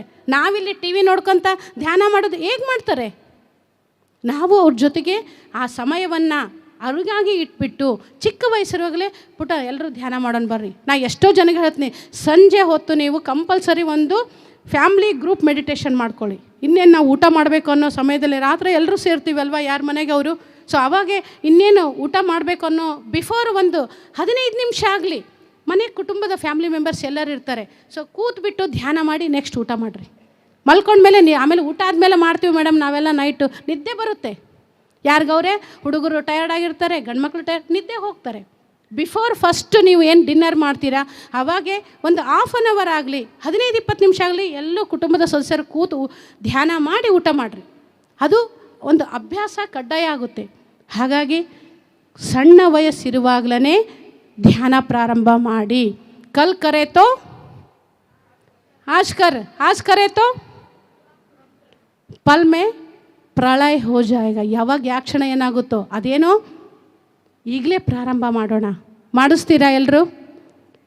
ನೆಕ್ಸ್ಟ್ ನಮ್ಮ ಬುದ್ಧ ಪೂರ್ಣಿಮೆಗೆ 50% ದೊಡ್ಡವರಿದ್ದರೆ 50% ಆದರೂ ಸಣ್ಣವ್ರು ಇರ್ಬೇಕು. ಯಾಕೆ? ಒಬ್ರಿಗಿಬ್ಬರಲ್ವಾ? ಅಟ್ಲೀಸ್ಟ್ 50% ಅಂದರೆ ಒಬ್ರನ್ನಾದರೂ ಕರ್ಕೊಂಬರ್ತೀರಾ. ನೆಕ್ಸ್ಟ್ ಶಿಷ್ಯತ್ವ ಎಂಬುದು ಇಲ್ಲದೆ ಎಲ್ಲರೂ ಮಾಸ್ಟರ್ಗಳಾಗಿ ವಿರಾಜಿಸುವುದು. ಹೆಮ್ಮೆ ಅನ್ನಿಸ್ತೈತಿ ಈ ವರ್ಡ್ ಹೇಳೋಕ್ಕೆ. ಶಿಷ್ಯತ್ವ ಇಲ್ಲದೆ ಎಲ್ಲರೂ ಮಾಸ್ಟರ್ಗಳಾಗಿ ವಿರಾಜಿಸುವುದು. ಸರ್ ಒಂದೊಂದು ಅಕ್ಷರದಲ್ಲೂ ಎಷ್ಟೊಂದು ಅದ್ಭುತವಾದ ಜ್ಞಾನ ತುಂಬಿ ನಾವು ಇವತ್ತು ಜೀವಿಸಲಿಕ್ಕೆ ಕಾರಣರಾಗಿದ್ದಾರೆ. ಯಾವ ಶಿಷ್ಯತ್ವ ಇಲ್ಲ. ಅದೂ ಆ್ಯಕ್ಚುಲಿ ನಂದು ಈ ಒಂದು 17 ವರ್ಷದ ಈ ಒಂದು ಧ್ಯಾನ ಪ್ರಯಾಣದಲ್ಲಿ ಎಷ್ಟು ಅನುಭವಗಳು ಹೇಳ್ಕೊತ ಹೋದರೆ. ಸೊ ಶಿಷ್ಯತ್ವ ಇಲ್ಲದೆ ಚಿಕ್ಕವಳಿರುವಂದಲೂ ನಾನು ಒಂದು ಆಧ್ಯಾತ್ಮಿಕ ಮಾರ್ಗದಲ್ಲಿ ಪ್ರಯಾಣ ಮಾಡ್ತಾ ಇರುವಾಗಲಿಂದನೂ ನನಗೆ ಅನುಭವ. ಅಲ್ಲಿ ಎಲ್ಲಿ ನೋಡಿದರೂ ಇವತ್ತು ಒಪ್ಕೊಳ್ಳೋಣ ಧೈರ್ಯವಾಗಿ, ತಪ್ಪೇನಿಲ್ಲ. ಎಲ್ಲಿ ನೋಡಿದರೂ ಈ ಒಂದು ಗುರು ಶಿಷ್ಯತ್ವ ಭಾವನೆ ಇದೆ. ಒಪ್ಕೊಳ್ಳೋಣ, ಇದೇ ತಾನೇ ಇಲ್ವಾ ಮಾಸ್ಟರ್? ಎಲ್ರಿಗೂ ವಿಷಯ ಗೊತ್ತಿದೆ. ಇದೆಲ್ಲ ಜಸ್ಟ್ ಚರ್ಚೆ ಮಾಡ್ಕೊಳ್ಳೋಣ, ಬ್ಯಾಟ್ರಿ ರಿಚಾರ್ಜ್ ಮಾಡ್ಕೊಳ್ಳೋಣ ಅಷ್ಟೇ. ಎಲ್ಲಿ ನೋಡಿದರೂ ಗುರು ಶಿಷ್ಯತ್ವ ಭಾವನೆ ಅನ್ನೋದಿದೆ. Only one PSSM moment. ಎಲ್ಲರೂ ಮಾಸ್ಟರ್ಸ್. ಜೋರಾಗಿ ಚಪ್ಪಾಳೆ ಹೊಡೆಯೋಣ. ಎಲ್ಲರೂ ಮಾಸ್ಟರ್ಸ್. ವಿರಾಜಿಸ್ತಾ ಇದ್ದೀವಿ. ಅಷ್ಟೊಂದು ಅದ್ಭುತವಾದ ಮತ್ತು ಜ್ಞಾನ ನಮ್ಮಲ್ಲಿ ತುಂಬಿದೆ ಅಂತ ಹೇಳ್ಕೊಟ್ಟಿರೋ ಒಬ್ಬ ಗುರು ಅಂತ ನಾವು ಹೇಳ್ಕೊಳ್ಳೋಕ್ಕೆ ಅಷ್ಟೇ. ಅವರು ಒಪ್ಕೊಳ್ಳಲ್ಲ ಕೂಡ. ಸತ್ಯ ಅದೇ. ಎಲ್ಲಿ ಯಾರಿಗೂ ಯಾರು ಗುರು ಇಲ್ಲ. ಜ್ಞಾನ ತಗೊಳ್ಳುವಾಗ ಮಾತ್ರ ನಾನು ವಿದ್ಯಾರ್ಥಿಯಾಗಿ ಸ್ಟೂಡೆಂಟಾಗಿ ಜ್ಞಾನ ತಗೊಳ್ಳೋಣ. ಆ ತಗೊಂಡಿರ್ತಕ್ಕಂಥ ಜ್ಞಾನವನ್ನು ನನ್ನ ಜೀವನದಲ್ಲಿ ಅಳವಡಿಸ್ಕೊಂಡಾಗ ನನ್ನ ಜೀವನಕ್ಕೆ ನಾನೇ ಮಾಸ್ಟರ್ ಆಗ್ತೀನಿ. ಅದನ್ನು ಸರ್ ಹೇಳ್ಕೊಟ್ಟಿರೋದು. ಯಾರೂ ಇಲ್ಲಿ ಗುರು ಅಲ್ಲ. ಸೊ ಎಲ್ಲರೂ ಗುರುಗಳೇ. ಅದಕ್ಕೆ ನೀನೇ ಭಗವಂತ ನಿನ್ನ ಹೆಸರೇ ಭಗವಂತ, ಭಗವಂತನ ಹೆಸರು ನೀನೇ ಅದಕ್ಕೆ ನಿನ್ನನೇ ಪೂಜಿಸುಕೋ, ನಿನ್ನನೇ ಧ್ಯಾನಿಸುಕು. ನನಗೆ ಇಷ್ಟವಾದ ಲೈನ್ ಇದು. ಅದರಲ್ಲಿ ಎಷ್ಟು ಸತ್ಯ ಅಡ್ಕೊಂಡಿದೆ ಅಂದರೆ ಫಸ್ಟಿಗೆ ನನ್ನ ಕಣ್ಣಲ್ಲಿ ನೀರು ಬರ್ತಾಯಿತ್ತು. ನಾನು ಧ್ಯಾನಕ್ಕೆ ಕೂತಾಗ ಅವರ್ಡ್ ನೆನಪಾದಾಗೆ, ನಿನ್ನ ಹೆಸರೇ ಭಗವಂತ. ಅಷ್ಟು ಆಶಾಮಾಷಿ ಅಲ್ಲ ಮಾಸ್ಟರ್ ಈ ಅಕ್ಷರದಲ್ಲಿ ನಾನು ಜೀವಿಸ್ಬೇಕಂದ್ರೆ. ಬಟ್ ಇರೋ ಸತ್ಯ ಅದೇ, ಎಲ್ಲರೂ ಭಗವತ್ ಸ್ವರೂಪಿಗಳೇ, ನೀವು ಒಬ್ಬದೇ ಇರ್ರಿ. ಅದನ್ನೇ ಪತ್ರಿ ಸರ್, ನಾವು ಭಗವಂತ ಎನ್ನೋ ಈ ಒಂದು ಬೂದಿ ಮುಚ್ಚಿದ ಕೆಂಡದಂತಿರೋ ನಮ್ಮ ಜ್ಞಾನವನ್ನು, ಈ ಭಗವಂತನನ್ನು ಸಾಕ್ಷಾತ್ಕಾರ ಮಾಡಿಸ್ಕೊಟ್ಟಿರೋ ಏಕೈಕ ವ್ಯಕ್ತಿ ನಮ್ಮ ಗುರು ಪತ್ರಿಜಿಯವರು. ಅದಕ್ಕಾಗಿ ನಾನು ಭಗವಂತ ಅನ್ನೋ ಒಂದು ಸತ್ಯ ನಾನು ತಿಳ್ಕೋಬೇಕು ಅಂತಂದರೆ ಇಲ್ಲಿ ಶಿಷ್ಯತ್ವ ಅನ್ನೋ ಒಂದು ಭಾವನೆನೇ ಯಾರಲ್ಲೂ ಇರೋದಿಲ್ಲ. ಓ, ನನ್ನಲ್ಲೂ ಭಗವಂತ ಇದ್ದಾನಾ? ಎಲ್ಲದಕ್ಕೂ ನೋಡ್ರಿ, ಆ ಭಗವಂತ ಅನ್ನೋ ಒಂದು ಪದಕ್ಕೆ ನೀವು ಕನೆಕ್ಟ್ ಆಗ್ರಿ. ಹಿಂಸೆ ಅನ್ನೋದು ಅಡ್ರೆಸ್ ಇಲ್ದಂಗೆ ಹೋಗುತ್ತೆ ಅಲ್ವಾ? ಭಗವಂತ ತಪ್ಪು ಮಾಡ್ತಾನ? ಭಗವಂತ ಹಿಂಸೆ ಕೊಡ್ತಾನ? ಎಲ್ಲರಲ್ಲೂ ಭಗವಂತ ನೋಡ್ತಾನೆ. ಅದಕ್ಕೆ ಪತ್ರಿಜಿಯವರು ನೀನೇ ಭಗವಂತ ಎನ್ನೋ ಸತ್ಯವನ್ನು ಇಷ್ಟೊಂದು ಅದ್ಭುತವಾಗಿ ಪ್ರಪಂಚಕ್ಕೆ ತೋರಿಸ್ಕೊಟ್ಟು ಹೋದರು. ನೆಕ್ಸ್ಟ್, ಧ್ಯಾನ ಶಿಕ್ಷಣ ಕಾರ್ಯಕ್ರಮಗಳು ಯಾವಾಗಲೂ ಶುಲ್ಕರಹಿತ, ಉಚಿತವಾಗಿರಬೇಕು. ಈ ಒಂದು 18 ಆದರ್ಶ ಸೂತ್ರಗಳಲ್ಲಿ ಧ್ಯಾನ ಶಿಕ್ಷಣ ಕಾರ್ಯಕ್ರಮಗಳು ಯಾವಾಗಲೂ ಶುಲ್ಕರಹಿತ. ಧ್ಯಾನ ಶಿಕ್ಷಣ ಕಾರ್ಯಕ್ರಮಗಳು ಅಂದರೆ ನಾವು ಜ್ಞಾನವನ್ನು ಹಂಚುವಾಗೆ ಯಾವುದೇ ಫೀಸ್ ತಗೋಬೇಡ್ರಿ. ಯಾಕೆ? ಆಗಲೇ ಮತ್ತೆ ಬಂತು, ನಿನ್ನಲ್ಲೇ ಭಗವಂತ ಇದ್ದಾನೆ ಅಂದರೆ ಅದ್ಭುತವಾದ ಜ್ಞಾನ ನಿನ್ನಲ್ಲಿ ಇದೆ. ನಾನು ನಮ್ಮ ಹುಡುಗರಿಗೆ ಹೇಳ್ತಿದ್ದೆ, ಮೇಡಮ್ ನಂದೊಂದು ಸಣ್ಣ ಸರ್ವೀಸು, ಸಣ್ಣ ಸೇವೆ ಅಂತ ಹೇಳ್ತಾರೆ, ಅದನ್ನು ಕರೆಕ್ಷನ್ ಮಾಡ್ಕೊ ಅಂತ ಹೇಳ್ತೀನಿ ನಾನು. ನಾಟ್ ಸರ್ವೀಸ್, ಸೇವೆ ಅಲ್ಲ, ದಟ್ ಈಸ್ ಅವರ್ ಡ್ಯೂಟಿ, ನಮ್ಮ ಕರ್ತವ್ಯ. ಯಾಕೆಂದರೆ ನನ್ನ ಗುರು ನನಗೆ ಹಾಗೇ ಹೇಳ್ಕೊಟ್ಟಿರೋದು, ನಿಮ್ಮಲ್ಲಿ ಅದ್ಭುತವಾದ ಜ್ಞಾನ ಇದೆ, ನೀನೇ ಭಗವಂತ ಅಂತ ಹೇಳ್ಕೊಟ್ಟಿದ್ದಾರೆ. ಅದಕ್ಕೆ ಯಾವುದು ಫೀಸ್ ತೊಗೊಳ್ಳೋ ಅವಶ್ಯಕತೆ ಇಲ್ಲ. ಯಾಕಂದರೆ ಆಲ್ರೆಡಿ ನಿಮ್ಮಲ್ಲಿ ಇದೇನೋ ಸತ್ಯ ಗೊತ್ತಿರದೆ ನಾವು ಮಾನವರಾಗಿ ಬದುಕ್ತಾ ಇದ್ದೀವಿ, ಜೀವಿಸ್ತಾ ಇದ್ದೀವಿ. ಬಟ್ ಆ ಒಂದು ಸತ್ಯವನ್ನು ತಿಳಿಸ್ಕೊಡೋಕೆ, ಯಾಕಂದರೆ ನಾವೇನು ಕೊಡ್ತಾ ಇದ್ದೀವಿ ತೊಗೊಳಕ್ಕೆ. ಸರ್ ಒಂದು ಸರಿ ಹೇಳಿದರು, ಸರ್ ಎಲ್ಲರೂ ಫೀಸ್ ತೊಗೊತಾರೆ, ಇವೆಲ್ಲ ಸ್ಟಾರ್ಟಿಂಗ್ದ ಅನುಭವ ಸರ್ ಜೊತೆ ನಾನು. ಎಲ್ಲರೂ ಫೀಸ್ ತೊಗೋತಾರೆ, ಇಲ್ಲಿ ನಮ್ಮಲ್ಲಿ ಫೀಸ್ ಇಲ್ಲಲ್ಲ ಅಂತಂದರೆ ಅವಾಗ ಹೇಳಿದರು ಸರ್, ತೊಗೊಳಿಕ್ಕೆ ನಾವೇನು ಕೊಡ್ತಾ ಇದ್ದೀವಿ ಮೇಡಮ್, ಎಲ್ಲ ಅವ್ರ ಹತ್ರ ಇದೇನೋ ಸತ್ಯ ಗೊತ್ತಿಲ್ಲ, ನಾವು ತಿಳಿಸ್ತಾ ಇದ್ದೀವಿ. ಸೊ ಅವಾಗೆ ನನಗಂತೂ ಎಸ್, ಇದು ನಮ್ಮ ಕರ್ತವ್ಯ. ಅದಕ್ಕೆ ನಾನು ಯಾರಾದರೂ ಹೇಳ್ತಾರೆ ನಮ್ಮದೊಂದು ಸಣ್ಣ ಅಳಿಲು ಸೇವೆ, ನಮ್ಮದೊಂದು ಸರ್ವೀಸು, ನನಗದು ಇಷ್ಟ ಆಗಲ್ಲ. ಸೊ ಇದು ನಮ್ಮ ಕರ್ತವ್ಯ. ನಮ್ಮ ಕುಟುಂಬದ ಸಲುವಾಗಿ ನಾವು ಸೇವೆ ಅನ್ಕೊತೀವ, ಸರ್ವೀಸ್ ಅನ್ಕೊತೀವ, ಹೇಗೆ ಹಾರಾಟ ಪಟ್ಟು ಇನ್ನೂ ಎಕ್ಸ್ಟ್ರಾ ಎಫರ್ಟ್ ಹಾಕಿ ನಾವು ನಮ್ಮ ಕುಟುಂಬನ ತೊಗೊಂಡೋಗ್ತೀವಿ. ಹೌದಾ? ಮತ್ತು ಇದು ಸುಮ್ಮನೆ ಮೈಕ್ ಹಿಡ್ಕೊಂಡು ಹೇಳೋದಲ್ಲ ಮಾಸ್ಟರ್, ವಸುದೈಕ ಕುಟುಂಬ ಅಂತ ಜೀವಿಸೋಣ ಫಸ್ಟ್. ನಾವು ಆ ಜೀವಿಸಿದಾಗನೇ ವಸುದೈಕ ಕುಟುಂಬ ಅಂತ ಮಾತಾಡೋಕ್ಕೆ ನಾವು ಅರ್ಹತೆ ಆಗ್ತೀವಿ. ಅದನ್ನು ಹೆಜ್ಜೆ ಸಣ್ಣ ಹೆಜ್ಜೆ ಮುಖಾಂತರ ಪ್ರಾರಂಭ ಮಾಡೋಣ ನಾವು. ಸೊ ಇದು ನಮ್ಮ ಡ್ಯೂಟಿ. ಇವತ್ತು ನಾವಿಲ್ಲಿ ಬಂದು ಅಟೆಂಡ್ ಆಗಲಿಕ್ಕೆ ಎಷ್ಟೋ ಆಲೋಚನೆ ಮಾಡಿದ್ದೀವಿ. ಹೌದಾ? ನನಗೆ ರಜೆ ಸಿಗಲ್ಲ, ನನಗೆ ಬಿಸ್ನೆಸ್ ಇದಾಗುತ್ತೆ, ಇವಾಗ ಒಳ್ಳೆ ಬಿಸ್ನೆಸ್ಸು ಟೈಮ್ ಇದು, ಬಂದು ಅಟೆಂಡ್ ಮಾಡಲಿಕ್ಕೆ ಇಷ್ಟೆಲ್ಲ ಆಲೋಚನೆಗಳು. ಮತ್ತು ಬ್ಯಾಕ್ಗ್ರೌಂಡ್ ಇವತ್ತು ಮೇಡಮ್ ಹೇಳಿದರು, ಚಪ್ಪಾಳೆ ಹೊಡಿಸಿದ್ರು ಶಾಲಿನಿ ಮೇಡಮ್. ಹೌದಾ? ಇದ್ರ ಹಿಂದ್ಗಡೆ ಎಷ್ಟೆಲ್ಲ, ಅವರಿಗೆ ಜಾಬ್ ಇಲ್ವಾ, ಅವರಿಗೆ ವ್ಯಾಪಾರ ಇಲ್ವಾ, ಅವರಿಗೆ ಕುಟುಂಬ ಇಲ್ವಾ? ನಾವು ಬಂದು ಇಲ್ಲಿ ಅಟೆಂಡ್ ಆಗಲಿಕ್ಕೆ ಇಷ್ಟು ಆಲೋಚನೆ ಮಾಡ್ತೀವಂದರೆ ತೆರೆಗಡೆ ಅಂದರೆ ತೆರೆಯ ಹಿಂದೆ ಎಷ್ಟೆಲ್ಲ ಜನ ಕೊಡ್ತಾ ಇದ್ದಾರೆ ಇಲ್ಲಿ. ಅದು ಸರ್ವೀಸ್ ಅಂದ್ಕೊಳ್ಳಲ್ಲ ಮಾಸ್ಟರ್, ಅದು ನಮ್ಮ ಕರ್ತವ್ಯ ಅಂದ್ಕೊಂಡೋದಕ್ಕೆ ಮುಂದೆ ಬಂದು ನಿಂತು ಮಾಡ್ತಾ ಇದ್ದಾರೆ, ನಾವಿಲ್ಲಿ ಇಷ್ಟು ಆನಂದವಾಗಿ ಸ್ಪೆಂಡ್ ಮಾಡಲಿಕ್ಕೆ. ಅದಕ್ಕೆ ಸರ್ವೀಸ್ ಅನ್ನೋದು ಮೋಸ್ಟ್ ಇಂಪಾರ್ಟೆಂಟ್. ಸೇವೆ ಅಂದರೆ ಪರಮೋನ್ನತಿಯ ಮಾರ್ಗ ಅಂತ ಹೇಳ್ತಾರೆ ಪತ್ರಿಜಿಯವರು. ಫೈನಲ್ ಅದು ಸ್ಟೇಜ್. ಯಾವಾಗ ಧ್ಯಾನ ಮಾಡ್ತೀವೋ ನಾನು ಹಂಚಬೇಕು ಅನ್ನೋ ಒಂದು ಜ್ಞಾನ ನಮ್ಮಲ್ಲಿ ಅಂಕುರ ಆಗಬೇಕು ಅಂತಂದರೆ ಅದು ಫೈನಲ್ಗೆ ಹೋದಾಗ ಮಾತ್ರ ಸಾಧ್ಯ ಆಗುತ್ತೆ. ಹಾಗಾಗಿ ಇದಕ್ಕೆ ನಾವು ಯಾವುದೇ ಫೀಸ್ ತೊಗೊಳಂಗಿಲ್ಲ. ಯಾಕೆ? ನಿಮ್ಮಲ್ಲಿ ಇದೆ, ಪಡೆದೆಬ್ಸ್ರಿ, ನಿಮ್ಮೊಳಗೂ ಭಗವಂತ ಎದ್ದು ಕೊಡಿಸ್ರಿ ಅಂತ ಹೇಳೋದಕ್ಕೆ ನಾವು ಯಾವ ಫೀಸಿನ ಅವಶ್ಯಕತೆ ಇಲ್ಲ, ಗುರುದಕ್ಷಿಣೆಯ ಅವಶ್ಯಕತೆ ಇಲ್ಲ ಅಂತ ಪತ್ರಿಜಿಯವರು ಹೇಳ್ತಾರೆ. ಹಾಗಾಗಿ ಏನಂದರೆ ನಿಮಗೆಲ್ಲರಿಗೂ ಗೊತ್ತಿದೆ, ಯಾವ ಫೀಸ್ ಇಲ್ಲ ಅಂದಮೇಲೆ ಮತ್ತು ಇಷ್ಟು ದೊಡ್ಡ ಕಾರ್ಯಕ್ರಮಗಳು ನಾವು ಹೇಗೆ ನೆರವೇರಿಸಬೇಕು? ನಮ್ಮ ಮನೆಯಲ್ಲಿ ಮದುವೆ ಅಂದರೆ ಸಾಲ ಮಾಡಿ ಆಗಲಿ ಮಾಡ್ತೀವಾ? ಪಿರಮಿಡ್ ಮಾಸ್ಟರ್ ಸಾಲ ಮಾಡಿ ಕೊಡ್ರಿ ಅನ್ನೋದನಕ್ಕಂತ ಕೇಳ್ತಾ ಇದ್ದೀವ? ಇಲ್ಲಲ್ಲ. ನಮ್ಮ ಮನೆಯಲ್ಲಿ ನಮ್ಮ ಮಗ ಅಮೇರಿಕಕ್ಕೆ ಹೋಗ್ಬೇಕಂದ್ರೆ ನನ್ನ ಮನೆ ಸೈಟ್ ಮಾರಿ ಆದರೂ ನಾನು ಅಮೇರಿಕಕ್ಕೆ ಕಳಿಸ್ತೀನಿ. ಪಿರಮಿಡ್ ಮಾಸ್ಟರ್ ಆ ಥರ ಏನಾದರೂ ನಿಮ್ಗೆ ದುಡ್ಡು ಕೇಳ್ತಾ ಇದ್ದಾರಾ? ಅಯ್ಯ, ನಾವು ಬುದ್ಧ ಪೂರ್ಣಿಮೆ ಮಾಡ್ತಾಯಿದ್ದೀವಿ, ನಿಮ್ಮ ಕೈಲಾದಷ್ಟು ನಿಮ್ಗೆ ಎಷ್ಟಾಗುತ್ತೋ ಖುಷಿ ಪಟ್ಟು ಕೊಡ್ರಿ ಅಂತ ಕೇಳ್ತೀವಿ. ಜಂಗಮರ ಥರ ಭಿಕ್ಷೆ ಬಿಡ್ತೀವಿ ಅಷ್ಟೇ. ಎಷ್ಟು ಕೊಡ್ತಾರೋ ಅಷ್ಟು ಉಂಡು ತೃಪ್ತಿ ಪಡ್ತೀವಿ. ಇಲ್ಲಿ ಎಷ್ಟು ಕೊಡ್ತಾರೋ ಅಷ್ಟು ನಾವು ಈ ಒಂದು ಕಾರ್ಯಕ್ರಮನ ಯೋಜಿಸಿ ಎಲ್ಲರೂ ಆತ್ಮಾನಂದ ಮಾಡ್ಕೊಳ್ಳಿಕ್ಕೆ ಈ ಒಂದು ಅವಕಾಶ ಸಲುವಾಗಿ ಕೇಳ್ತಾ ಇದ್ದೀವಿ. ಸೊ ಹಾಗಾಗಿ ಧ್ಯಾನಕ್ಕೆ PSSM ಮೂಮೆಂಟ್ನಲ್ಲಿ ಗುರುದಕ್ಷಿಣೆ ಅನ್ನೋದಿಲ್ಲ, ಯಾವ ಶುಲ್ಕವೂ ಇಲ್ಲ. ಅದು ಹಾಗೆ ಇರಬೇಕಂತಲೇ ಪತ್ರಿಜಿಯವರು ಹೇಳಿದ್ದಾರೆ. ಯಾರು ಇವತ್ತು ಪಿರಮಿಡ್ ಮಾಸ್ಟ್ರು ಎಲ್ಲೇ ನಾನು ಆನಾಪಾನ ಸತಿ ಧ್ಯಾನ, ಪಿರಮಿಡ್ ಧ್ಯಾನ ನಾನು ಹೇಳ್ತೀನಿ ಅಂತ ಫೀಸ್ ಕೇಳಿದರೆ ಖಂಡಿತ ಯಾರೂ ಕೊಡಲೇಬೇಡಿ. ಕೊಟ್ಟಿಲ್ಲ ಕೂಡ, ನಾವು ಕೇಳಿಲ್ಲ ಕೂಡ ಇದುವರೆಗೂ. ಮುಂದೆ ಏನಾದರೂ ಆ ಸ್ಥಿತಿ ಬಂತಂದ್ರೂ ಪತ್ರಿಜಿಯವರ ಸ್ಟೇಟ್ಮೆಂಟ್ ಇದೆ, ಶುಲ್ಕರಹಿತ ಶಿಕ್ಷಣ ಆಗಬೇಕು ಆ ಥರ. ಓಕೆ, ನೆಕ್ಸ್ಟ್, ದೇವಾಲಯಗಳನ್ನು ಧ್ಯಾನಾಲಯಗಳನ್ನಾಗಿ ಬದಲಾಯಿಸುವುದು. ಇವಾಗಲೇ ಹೇಳಿದ್ವಿ, ದೇವಾಲಯಗಳನ್ನು ಧ್ಯಾನಾಲಯ. ದೇವಾಲಯಕ್ಕೆ ಹೋದಾಗೆ ನಮಗೆ 10 ರೂಪಾಯಿದಷ್ಟು ಎನರ್ಜಿ ಸಿಕ್ಕರೆ ಅಲ್ಲಿ ಕೂತು ನಾವು ಧ್ಯಾನ ಮಾಡಿದಾಗೆ 100 ರೂಪಾಯಿದಷ್ಟು ಎನರ್ಜಿ ಸಿಗುತ್ತೆ. ಮತ್ತು ದೇವಸ್ಥಾನಕ್ಕೆ ಹೋದಾಗ ನಾವೇನು ಮಾಡಬೇಕಾಗಾದ್ರೆ ಏನು ಮಾಡಬೇಕು? ಯಾವ ಧ್ಯಾನ? ಎಸ್, ದೇವಾಲಯಗಳೆಲ್ಲ ಧ್ಯಾನಾಲಯ. ನಮ್ಮ ಆಂಧ್ರ ಮಾಸ್ಟರ್ ವೀರ ರಾಘವ ಸರ್ ಅಂತ ಹೇಳಿದ್ದಾರೆ, ಅವರು ದೇವಾಲಯಗಳನ್ನು ಕಟ್ಟಿಸ್ತಿದ್ರಂತೆ ಮಾಸ್ಟರ್ ಫಸ್ಟು. ಇವಾಗ ಅವುಗಳನ್ನ ಧ್ಯಾನಾಲಯಗಳನ್ನಾಗಿ ಮಾಡಿದ್ದಾರೆ. ಆಂಧ್ರದಲ್ಲಿ ಎಲ್ಲ ದೇವಾಲಯಗಳು ಧ್ಯಾನಾಲಯಗಳಾಗ್ತವೆ. ನೆಕ್ಸ್ಟ್ ನಮ್ಮ ಕರ್ನಾಟಕದ ಭಾರಿ ಇದೆ, ಎಲ್ಲ ದೇವಾಲಯಗಳು ನಮ್ಮವರು ಮಾಡ್ತಾ ಇದ್ದಾರೆ. ಭಾಳ ಖುಷಿಯಾಗುತ್ತೆ ನನಗೆ. ಎಲ್ಲರ ಎಕ್ಸ್ಪೀರಿಯನ್ಸ್ ಕೇಳ್ತಾ ಇದ್ದಾರೆ. ದೇವಾಲಯಕ್ಕೆ ಹೋಗ್ತಾರೆ, ಅಲ್ಲಿ ಬಂದಿರತಕ್ಕಂಥ ಭಕ್ತಾದರಿಗೆ ಎಲ್ಲರೂ ಈ ಒಂದು ಧ್ಯಾನದ ಕರಪತ್ರ ಹಂಚ್ತಾ ಇರ್ತಾರೆ. ಯಾಕೆ? ಆ ಧ್ಯಾನಾಲಯ ಏನಿದೆ, ದೇವಾಲಯ ಏನಿದ್ದಾವೆ ಎಲ್ಲವೂ ಧ್ಯಾನಾಲಯ ಆಗಬೇಕು. ಎಲ್ಲರೂ ತಮ್ಮ ತಮ್ಮ ಆ ಒಂದು ಭಗವತ್ ಸಾಕ್ಷಾತ್ಕಾರ ಪಡೆದುಕೊಳ್ಬೇಕು ಅಂತಂದರೆ ಎಲ್ಲ ದೇವಾಲಯಗಳು ಧ್ಯಾನಾಲಯ ಆಗಲೇಬೇಕು. ಆ ಧ್ಯಾನಾಲಯನೇ ಪಿರಮಿಡ್ ಧ್ಯಾನಾಲಯ. ಇವತ್ತು ನೋಡ್ರಿ, ಮೊನ್ನೆ ನಾನು ಕೊಪ್ಪಳಕ್ಕೆ ಹೋಗಿದ್ದೆ. ಗಣೇಶ ದೇವಸ್ಥಾನದ ಮುಂದೆ ಅವರೇ ವಾಂಟೆಡ್ಲಿ, ನಿಜವಾಗ್ಲೂ ಭಾಳ ಖುಷಿ ಅನ್ನಿಸ್ತು. ಅಂದರೆ ಸರ್ ಮಾತು ನೆನಪು ಬಂತು ನನಗೆ. ಆ ಥರ ಅವಾಗವಾಗ ಹೋದಾಗೆ ಅಲ್ಲಿ ದೇವಸ್ಥಾನದ ಪಕ್ಕದಲ್ಲಿ ಆ ಆವರಣದಲ್ಲೇ ಒಂದು ಪಿರಮಿಡ್ ಸ್ಥಾಪನೆ ಕಟ್ಟಿದ್ದಾರೆ, ಅವರು ಕನ್ಸ್ಟ್ರಕ್ಟ್ ಮಾಡಿದ್ದಾರೆ. ಅದೇ ಥರ ಕೊಟ್ಟೂರಾಗಿರ್ಬೋದು.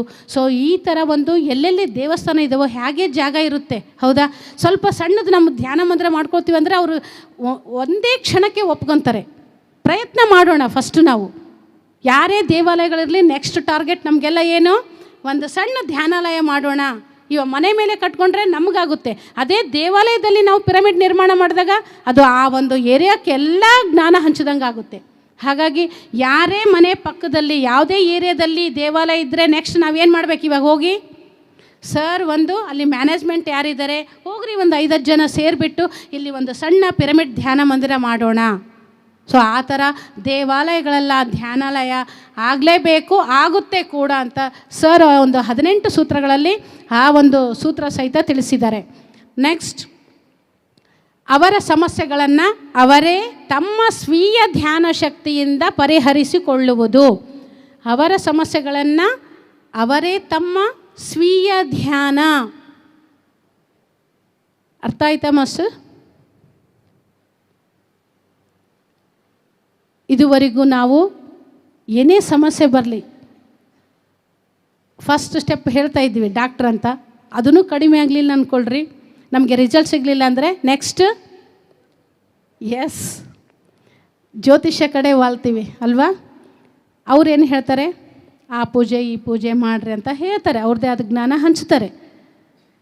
ನೋಡ್ರಿ, ಎಷ್ಟು ಒಂದು ವಿಚಿತ್ರವಾದ ಜೀವನ ನಾವು ಮಾಡ್ತಾಯಿದ್ವಿ ಅಂದರೆ ಅರ್ಥರಹಿತ ಜೀವನ ಮಾಡ್ತಾಯಿದ್ದೀವಿ.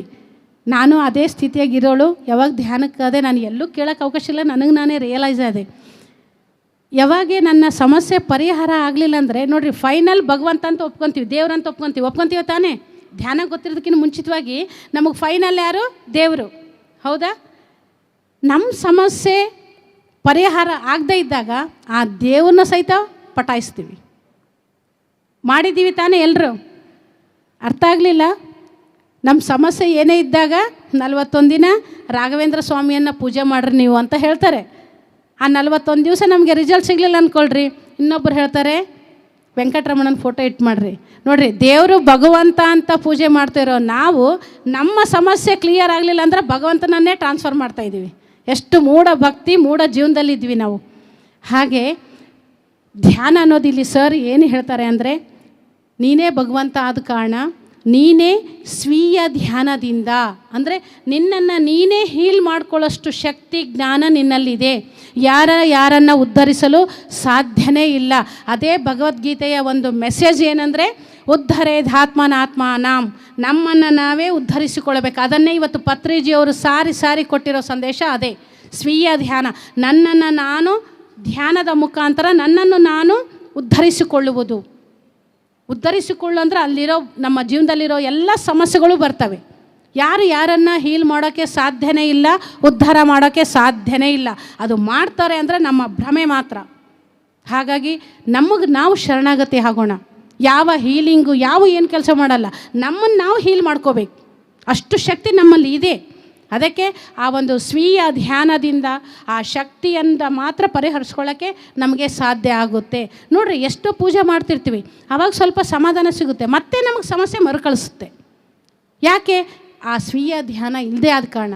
ಯಾವಾಗ ನಾವು ಧ್ಯಾನ ಮಾಡ್ತೀವೋ ಆಟೋಮೆಟಿಕ್ಕಾಗಿ ಆ ಒಂದು ನಮ್ಮ ಕರ್ಮ ಪ್ರಕ್ಷಾಳನೆ ನಡೆದುಬಿಟ್ಟು ನಮ್ಮ ಜೀವನ ಉದ್ಧಾರ ಮಾಡ್ಕೋತೀವಿ. ಅದಕ್ಕೆ ಧ್ಯಾನದಿಂದ ಜ್ಞಾನದಿಂದ ಮುಕ್ತಿ ಅಂತ ಪತ್ರಿಜಿಯವರು ಹೇಳಿರೋದು. ಹಾಗಾಗಿ ನಮ್ಮ ಒಂದು ಸ್ವಧ್ಯಾನದಿಂದ, ಸ್ವೀಯ ಧ್ಯಾನದಿಂದ ನಮ್ಮ ಸಮಸ್ಯೆಗಳನ್ನು ನಾವೇ ಪರಿಹಾರ ಮಾಡ್ಕೋಬೋದು. ಆದರೆ ನಮಗೆ ವಿಶ್ವಾಸ ಇಲ್ಲ, ನಾವು ವಿಶ್ವಾಸನೇ ಇಲ್ಲ. ಯಾರೋ ನಮ್ಮನ್ನು ಉದ್ಧಾರ ಮಾಡ್ತಾರೆ. ಯಾರು? ಎಲ್ಲರೂ ಮಾಡ್ತಾರೆ, ಡಾಕ್ಟರ್ಸು, ಜ್ಯೋತಿಷಿಗಳು, ದೇವರು. ನಮ್ಮನ್ನು ನಾವು ಉದ್ಧಾರ ಮಾಡಿಕೊಳ್ಳೇಬೇಕು ಅಂತ ಒಂದು ಪರಿಸ್ಥಿತಿ ಇವಾಗ ಬಂದಿದೆ. ಅದಕ್ಕಾಗಿಯೇ ಹೆಚ್ಚೆಚ್ಚು ಅಧರ್ಮ ಜಾಸ್ತಿ ಆದಾಗೇ ಧರ್ಮ ಉದ್ಭವ ಆಗುತ್ತೆ ಅಂತ ಹೇಳ್ತಾರೆ. ಅದಕ್ಕಾಗಿಯೇ ಈ ಅಧರ್ಮ ಜಾಸ್ತಿ ಆದದಕ್ಕೆ ಪತ್ರಿಜಿಯವರು ಬಂದಿರೋದು. ಇನ್ನು ಯಾರು ಬರೋಕ್ಕೆ ನೋ ಚಾನ್ಸ್. ಎಷ್ಟು ಯುಗಗಳು ಬೇಕು ನಮ್ಮನ್ನು ಉದ್ಧಾರ ಮಾಡೋಕ್ಕೆ? ಎಷ್ಟು ಜನ್ಮಗಳು ಬೇಕು ನಮ್ಮನ್ನು ನಾವು ಉದ್ಧಾರ ಮಾಡ್ಕೊಳ್ಳೋಕ್ಕೆ? ಈ ಒಂದು ಜನ್ಮ ಸಾಕು ಮಾಸ್ಟರ್ಸ್. ಇವಾಗಲಾದರೂ ನಮ್ಮನ್ನು ನಾವು ಉದ್ಧಾರ ಮಾಡ್ಕೊಳ್ಳೋಣ ನಮ್ಮ ಸ್ವೀಯ ಧ್ಯಾನದಿಂದ. ಸೊ ಅಂತಹ ಅದ್ಭುತವಾದ ಸ್ಟೇಟ್ಮೆಂಟ್, ಆದರ್ಶ ಸೂತ್ರಗಳನ್ನು ನಮಗೆ ಪತ್ರಿಜಿಯವರು ಕೊಟ್ಟಿದ್ದಾರೆ. ಸೊ ನೆಕ್ಸ್ಟ್, ಸಾಮಾನ್ಯ ಅಂದರೆ 18 ಆದರ್ಶ ಸೂತ್ರಗಳಲ್ಲಿ 16ನೇ ಸೂತ್ರ, ಸಾಮಾನ್ಯ ವೃತ್ತಿಗಳಲ್ಲಿರುತ್ತಾ ಉತ್ತಮವಾದ ಸಾಂಸಾರಿಕ ಜೀವನವನ್ನು ನಡೆಸುವುದು. ನೋಡ್ರಿ, ಆಧ್ಯಾತ್ಮಿಕ ಸಂಸ್ಥೆಯಲ್ಲೂ ಪತ್ರಿಜಿಯವರು ಎಷ್ಟು ನಮ್ಮ ಭೌತಿಕ ಜೀವನ ಅಂದರೆ ಸಂಸಾರದಲ್ಲಿಯೇ ನಿರ್ವಾಣ ಅನ್ನೋ ಒಂದು ಸಂದೇಶವನ್ನು ಯಾವ ಥರ ಕೊಟ್ಟಿದ್ದಾರೆ. ಅಂದರೆ ನಮ್ಮ ಒಂದು ಸಾಮಾನ್ಯ ವೃತ್ತಿಗಳು ನಾವೇನೇನು ಮಾಡ್ತೀವಿ, as A doctor, as A employee ಆಗಿರ್ಬೋದು, ಆ್ಯಸ್ ಎ ಫಾರ್ಮರ್ ಆಗಿರ್ಬೋದು, ಆ್ಯಸ್ ಎ ಸ್ಟೂಡೆಂಟ್ ಬೇಡ, ಸೊ ಅವರಿನ್ನೂ ಸಾಂಸಾರಿಕ ಅಲ್ಲ. ಸೊ ಈ ಅನದರ್ ಫೀಲ್ಡ್ ಏನು ಇದ್ದೀವಿ, ಯಾರೇ ಆಗಿರ್ಬೋದು, ನಮ್ಮ ಜೀವನ ರೀತ್ಯ ನಾವು ಮಾಡ್ಕೊಳ್ಳೋಣ. ಅದರಲ್ಲಿ ಆ ಒಂದು ಸಾಮಾನ್ಯ ವೃತ್ತಿಗಳಲ್ಲಿರುತ್ತಾ ಉತ್ತಮವಾದ ಸಾಂಸಾರಿಕ ಜೀವನವನ್ನು ನಡೆಸುವುದು. ಉತ್ತಮವಾದ ಸಾಂಸಾರಿಕ ಜೀವನ ಅಂದರೆ ಏನು? ಎಲ್ಲ ಫ್ಯಾಮ್ಲಿ ಕೂಡಿ ಪಿಕ್ನಿಕ್ ಹೋಗೋದಾ? ನಮ್ಮ ಜೀವನವನ್ನು ನಾವು ವೃತ್ತಿಪರ ಜೀವನಗಳನ್ನು ಮಾಡಿಕೊಳ್ಳುತ್ತಾ ಉತ್ತಮವಾದ ಜೀವನ ಅಂತಂದ್ರೇನು? ಈ ಥರ ಎಲ್ಲ ಈ ಒಂದು ಆತ್ಮೋದ್ಧಾರ ಕಾರ್ಯಕ್ರಮಗಳು ಏನು ನಡೀತಾ ಇರ್ತವೆ, ಅಂತಹ ಒಂದು ಕಾರ್ಯಕ್ರಮಕ್ಕೆ ನಾವು ಕುಟುಂಬ ಸಹಿತ ಹಾಜರಾದಾಗೆ ಅಲ್ಲಿ ನಮ್ಮ ಒಂದು ಉದ್ಧಾರ ಇನ್ನೂ ಬೇಗನೆ ಆಗುತ್ತೆ. ಹಾಗಾಗಿ ನಾವು ಯಾಸೆ ಅಂತಾರೆ, ನಮಗೆ ನಿಮ್ಮಷ್ಟು ಟೈಮ್ ಸಿಗಲ್ಲ ಸರ್, ನಾನು ಇಂಜಿನಿಯರು, ನಿಮ್ಮಷ್ಟು ಟೈಮ್ ಸಿಗಲ್ಲ, ನಾವು ಲೆಕ್ಚರರು. ಅದೆಲ್ಲ ಕಂಪ್ಯಾರಿಸಮ್ ಅಷ್ಟೇ. ನಾನು ಫಸ್ಟ್ ಇಷ್ಟಪಟ್ಟರೆ ಎಲ್ಲ ಡೋರ್ಸ್ ಓಪನ್ ಆಗ್ತವೆ, ಇಲ್ಲಾಂದರೆ ಓಪನ್ ಆಗಿರೋ ಡೋರ್ ಸಹಿತ ಕ್ಲೋಸ್ ಆಗ್ತವೆ. ಯಾಕಂದರೆ ಇಲ್ಲಿ ಕ್ಲೋಸ್ ಮಾಡ್ಕೊತೀವಲ್ಲ. ಸೊ ಹಾಗಾಗಿ ನಮ್ಮ ವೃತ್ತಿಗಳನ್ನು ಮಾಡ್ಕೊಳ್ತಾ ನಾವು ನಮ್ಮ ಸಂಸಾರಿಕ ಜೀವನವನ್ನು ಉತ್ತಮವಾಗಿ ನಡೆಸ್ಕೋಬೇಕು. ಹಾಗೆ ಅಂದರೆ ಸರ್ ಏನು ಹೇಳ್ತಾರೆ, ನಮ್ಮ ಸೊಸೈಟಿಯಲ್ಲಿ ಎಷ್ಟೋ ನಾನು ಸರ್ ಜೊತೆ ಇದ್ದಾಗೆ ಕರೆಕ್ಷನ್ ಮಾಡ್ತಾಯಿದ್ರು ಸರ್. ಕೆಲವರು ಈ ಧ್ಯಾನ ಕಲಿತಾರೆ, ಧ್ಯಾನ ಕಲಿತ ತಕ್ಷಣ ಎಲ್ಲ ಬಿಟ್ಬಿಟ್ಟು ಸರ್ವಿಸಿಗೆ ಇಳಿದ್ಬಿಡ್ತಾರೆ. ಅದರಲ್ಲಿ ನಮ್ಮ ಲೇಡೀಸ್ ಮಹಿಳಾ ಮಾಸ್ಟರ್ ಅಂತರೂ ಕೈ ಎತ್ತಿದ ಕೈ ಏನೇ ಅವ್ರ ಹತ್ರ ಇತ್ತಂದರೆ ಇಟ್ಕೊಳ್ಳೋಂಗಿಲ್ಲ, ರಭಸ, ಸಮುದ್ರದ ರಭಸ ಇದ್ದಂಗೆ. ಆ ಥರ ಬೇಡ ಅಂತ ಸರ್ ಹೇಳೋದು. ಬ್ಯಾಲೆನ್ಸ್ಡ್ ಲೈಫ್ ಇರಬೇಕು. ನಮ್ಮ ಜೀವನ ಆ್ಯಸ್ ಎ ಮಹಿಳೆ ಕುಟುಂಬ ಧರ್ಮ ನಿಭಾಯಿಸ್ತಾ ನಾನು ಸರ್ವಿಸ್ ಕೊಡೋಣ. ಆ್ಯಸ್ ಎ ಫಾರ್ಮರ್ ನಾನು ನನ್ನ ವ್ಯವಸಾಯವನ್ನು ನೋಡ್ಕೊಳ್ತಾ ಜ್ಞಾನ ಹಂಚೋಣ. ಆ್ಯಸ್ ಎ ಎಂಪ್ಲಾಯ್ ನೀವೇನು ಮಾಡ್ತೀರಾ ಆ ಜಾಬ್ ಮಾಡ್ತಾ ಹಂಚ್ರಿ. ಅದು ಬ್ಯಾಲೆನ್ಸ್ಡ್ ಲೈಫ್, ಅದು ಸರ್ ಮಾಡ್ರಿ ಅಂತ ಹೇಳ್ತಾರೆ. ಎಲ್ಲವನ್ನು ಬದಿಗೊತ್ತರೆ ಮತ್ತಿನ್ನೊಂದು ಜನ್ಮ ತೊಗೋಬೇಕು. ಅದಕ್ಕೆ ಪತ್ರಿಜಿಯವರು ಸುಮ್ಮನೆ ತೊಗೊಂಬಂದಿಲ್ಲ ಇದನ್ನು ಸೂತ್ರಗಳನ್ನು. ಎಲ್ಲವೂ ಬದುಗತ್ತಿ ಮಾಡೋದ್ರಿಂದ ಮತ್ತೆ ಆ ಬ್ಯಾಲೆನ್ಸ್ ಮಾಡ್ಕೋಬೇಕಾದ್ರೆ ಇನ್ನೊಂದು ಜನ್ಮ ತೊಗೋಬೇಕು. ಅದಕ್ಕೆ ನಮ್ಮ ಕುಟುಂಬದ ಏನು ಧರ್ಮ ಇದೆ ಅವೆಲ್ಲ ನೋಡ್ಕೊಳ್ತಾ ನಾವು ಈ ಒಂದು ಸರ್ವಿಸ್ನ ಕೊಡೋಣ. ಅಂದರೆ ಸಾಂಸಾರಿಕ ಜೀವನವನ್ನು ನಡೆಸ್ತಾನೆ ನಾವು ಮಾಡ್ಕೋಬೇಕು ಅಂತ ಹೇಳ್ತಾರೆ.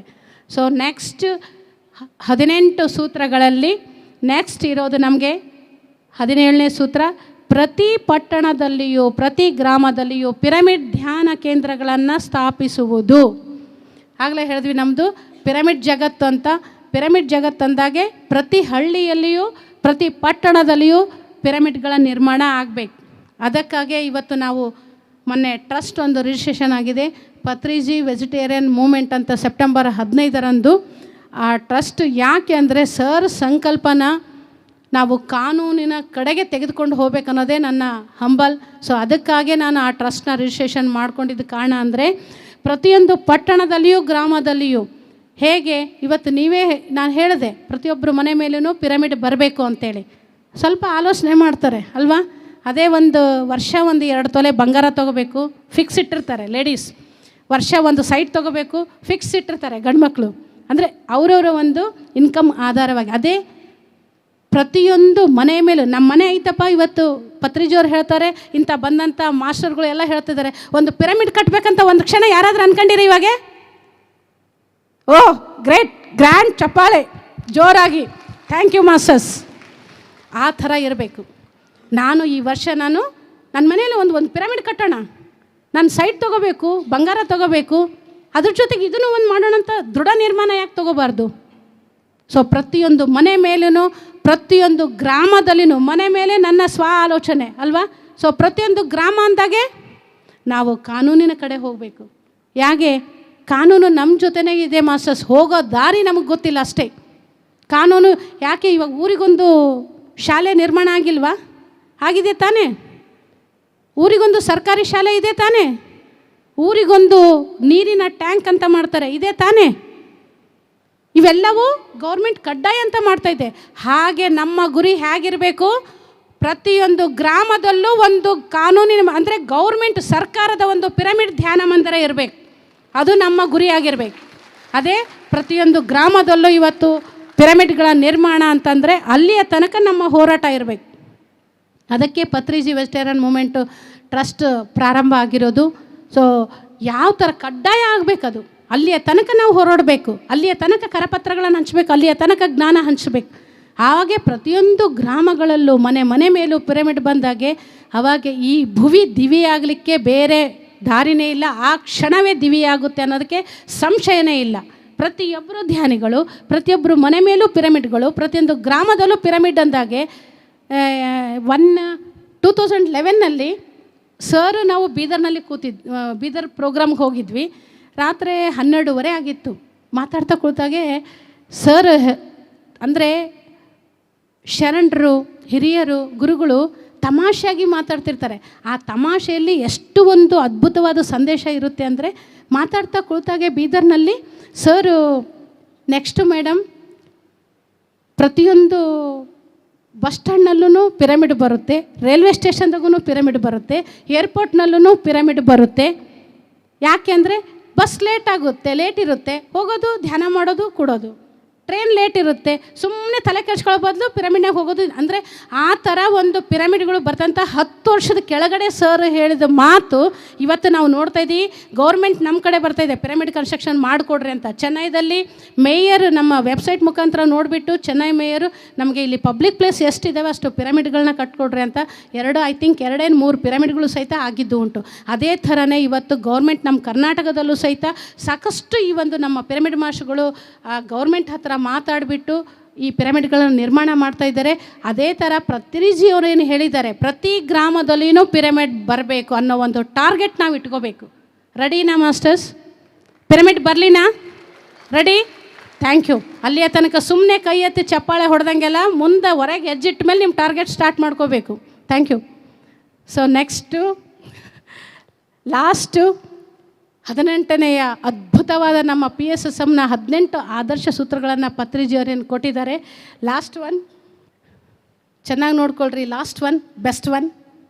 ಸೊ ಸ್ವೀಯ ಧ್ಯಾನಾನುಭವಗಳನ್ನು ಇತರ ಆಧ್ಯಾತ್ಮಿಕ ವಿಶೇಷಗಳನ್ನು ಪುಸ್ತಕಗಳ ರೂಪದಲ್ಲಿ ಮುದ್ರಿಸುವುದು. ಇಷ್ಟೊತ್ತನ ಹೇಳಿದ್ವಿ. ಸುಮಂಗಳ ಮೇಡಮ್ಮು, ಮೈಸೂರು ಚನ್ನಬಸವ ಸರ್, ಇನ್ನೂ ಸಾಕಷ್ಟು ಮಾಸ್ಟರು ಶೇರ್ ಮಾಡ್ಕೊತಾರೆ. ಎಲ್ಲಿ ತನಕ ಇರುತ್ತೆ? ಸ್ವಲ್ಪ ಹೊತ್ತು, ಸ್ವಲ್ಪ ದಿನ, ಸ್ವಲ್ಪ ತಿಂಗಳು, ಆಮೇಲೆ ಮತ್ತೆ ಬ್ಯಾಟ್ರಿ ಡೌನ್ ಆಗುತ್ತೆ ಅಲ್ವಾ. ಸೊ ಅದಕ್ಕಿರೋ ಒಂದೇ ಒಂದು ಬ್ರಹ್ಮಾಸ್ತ್ರ, ನಾವು ಯಾವಾಗಲೂ ಶಾಶ್ವತವಾಗಿರ್ಬೇಕು ಆ ಜ್ಞಾನ ನಮ್ಮಲ್ಲಿ ಅಂತಂದರೆ, ನಾವಿರೋ ತನ ಅಂತಂದರೆ ಒಂದೇ ಒಂದು ನಮ್ಮ ಸ್ವೀಯ ಧ್ಯಾನಾನುಭವಗಳನ್ನು, ಇತರ ಆಧ್ಯಾತ್ಮಿಕ ವಿಶೇಷಗಳನ್ನು ಪುಸ್ತಕಗಳ ರೂಪದಲ್ಲಿ ಮುದ್ರಿಸುವುದು. ಅದಕ್ಕಾಗಿ ಇವತ್ತು 2 ಬುಕ್ಸ್ ಹೊರಗಡೆ ಬಂದು ಯಾರ್ಯಾರಿದ್ರಿ? ಎಲ್ಲರೂ ಇದ್ದೀರಾ? ತುಳಸಿದಳ 1, ತುಳಸಿದಳ 2. ಅದ್ರ ಬಗ್ಗೆ ಹೆಮ್ಮೆ ಅನಿಸುತ್ತೆ. ನಾನು ಹೇಳೋಕ್ಕೆ ಟೈಮ್ ಓಡ್ತಾ ಇದೆ. ಸೊ ಭೂಮಿ ಮೇಲಿರೋ ಆಧ್ಯಾತ್ಮಿಕತೆಯನ್ನು ಎಲ್ಲ ಒಂದು ಕಡೆ ಪತ್ರಿಜೋರಿಟ್ಟಿದ್ದಾರೆ ತುಳಸಿ ದಳದ ಮೂಲಕ. ಮಾಸ್ಟರ್ಸ್ ದಯವಿಟ್ಟು ತಗೊಂಡು ಓದ್ರಿ. ಅದು ಪ್ರತಿಯೊಬ್ಬರ ಮನೆಯಲ್ಲೂ ಭಗವದ್ಗೀತೆ ಹೇಗನೋ ಈ ತುಳಸಿ ದಳ ಅನ್ನೋದು 1, 2 ಬೇಕಾದರೆ ನೀವು ಅದರೊಳಗೆ ಓದಿ ನೋಡ್ರಿ ನೀವು. ಸೊ ಇಡೀ ಯಾಕಂದರೆ ನಾನು ಸಣ್ಣೋಳಿರುವಲ್ಲಿಂದ ಆಗಲೇ ಹೇಳಿದೆ, 3 ಲೈಬ್ರರಿ ಕಾರ್ಡ್ ತೊಗೊಂಡು ನಾನು ಬುಕ್ಸ್ ಓದ್ತಾ ಇದ್ದೆ. ಅಷ್ಟು ಹವ್ಯಾಸ ನನಗೆ. ಯಾವಾಗ ನಾನು ಧ್ಯಾನ ಪ್ರಾರಂಭ ಮಾಡಿ, ನಾನು ಇವತ್ತೇನು ಸತ್ಯವಾಣಿ ಅಂತ ಪತ್ರಿಜಿಯವರೇನು ಲಾಕ್ಡೌನಲ್ಲಿ ಹೇಳಿದರು, ಮೇಡಮ್ ಇದು ಥ್ರೂ ವರ್ಡ್ ಬರಬೇಕಿದು ಸತ್ಯವಾಣಿ ಅಂತ. ಆ ಸತ್ಯವಾಣಿಯನ್ನು ಮುಖ್ಯ ಏನು ಸಂದೇಶ ಇರುತ್ತೆ ಆಲ್ಮೋಸ್ಟ್ ಅಲ್ಲಿ ಎಲ್ಲ ತುಳಸಿದಳದಿಂದನೇ ನಾನು ತೊಗೊತೀನಿ. ಸರ್ ಹೇಳಿದ ವಿಡಿಯೋಗಳ ಮುಖಾಂತರ. ಯಾಕೆಂದರೆ ಭೂಮಿ ಮೇಲಿರೋ ಆಧ್ಯಾತ್ಮಿಕತೆ ಒಂದು ಕಡೆ ಆದರೆ ಪತ್ರಿಜಿಯವರ ತುಳಸಿದಳ 1, 2ನಲ್ಲಿ ಅಲ್ಲಿದೆ ಮೇಡಮ್. ಸೊ ಖಂಡಿತ ಮಾಸ್ಟರ್ಸ್ ಆ ತುಳಸಿದಳ 1, 2 ಖಂಡಿತವಾಗಲೂ ಪ್ರತಿಯೊಬ್ಬರ ಮನೆಯಲ್ಲೂ ಇರಬೇಕು. ಅಷ್ಟೊಂದು ಅದ್ಭುತವಾದ ಜ್ಞಾನ ಅದರಲ್ಲಿದೆ. ಅದೇ ಥರನೇ ನಮ್ಮ PSSM ಮೂಮೆಂಟ್ನಲ್ಲಿ ಸಾಕಷ್ಟು ಪುಸ್ತಕಗಳ ರೂಪದಲ್ಲಿ ಮಾಸ್ಟರ್ಸ್ಗಳ ಅನುಭವಗಳನ್ನು ಹೊರಗಡೆ ತೊಗೊಂಬರ್ರಿ ಅಂತ ಪತ್ರಿ ಸರ್ ಹೇಳ್ತಾರೆ. ನನ್ನ ಒಂದು 2012ರಲ್ಲೂ ಸಹಿತ ಧ್ಯಾನ ಶಕ್ತಿ ಅನ್ನೋ ಪುಸ್ತಕ ಸರ್ ಕಂಪಲ್ಸರಿಯಾಗಿ ನೀವು ಬರೀಲೇಬೇಕು, ಅಕ್ಟೋಬರ್ 2 ನಾನೇ ಬೆಂಗಳೂರಿಗೆ ಬಂದು ರಿಲೀಸ್ ಮಾಡ್ತೀನಿ ಅಂತ. ಅಂದರೆ ಅಷ್ಟು ಕಡ್ಡಾಯವಾಗಿ ಸರ್ ಹೇಳ್ತಾರೆ. ಕಾರಣ ಅಂದರೆ ಅದು ನಮ್ಮ ಜೀವನದುದ್ದಕ್ಕೂ ನಮಗೆ ಶಕ್ತಿಯಾಗಿ ಕೆಲಸ ಮಾಡುತ್ತೆ. ಆದ ಕಾರಣ ಪುಸ್ತಕಗಳ ರೂಪದಲ್ಲಿ ನಿಮ್ಮ ಧ್ಯಾನಾನುಭವಗಳನ್ನು ಹೊರಗಡೆ ತನ್ನಿ ಅಂತ ಹೇಳ್ತಾರೆ. ಹಾಗಾಗಿ ಇಲ್ಲಿರ್ತಕ್ಕಂಥ ಎಲ್ಲ ಮಾಸ್ಟರ್ಸು ಏನೋ ಒಂದು ನಾವು ಪೂಜೆ ಮಾಡಿದಾಗ ಏನೋ ಒಂದು ಗಿಫ್ಟ್ ಕೊಡ್ತೀವಿ, ಅಥವಾ ಕಾರ್ಯಕ್ರಮಗಳು ಇದ್ದಾಗೆ ಫಂಕ್ಷನ್ ಇದ್ದಾಗೆ ಗಿಫ್ಟ್ ಕೊಡ್ತೀವಿ.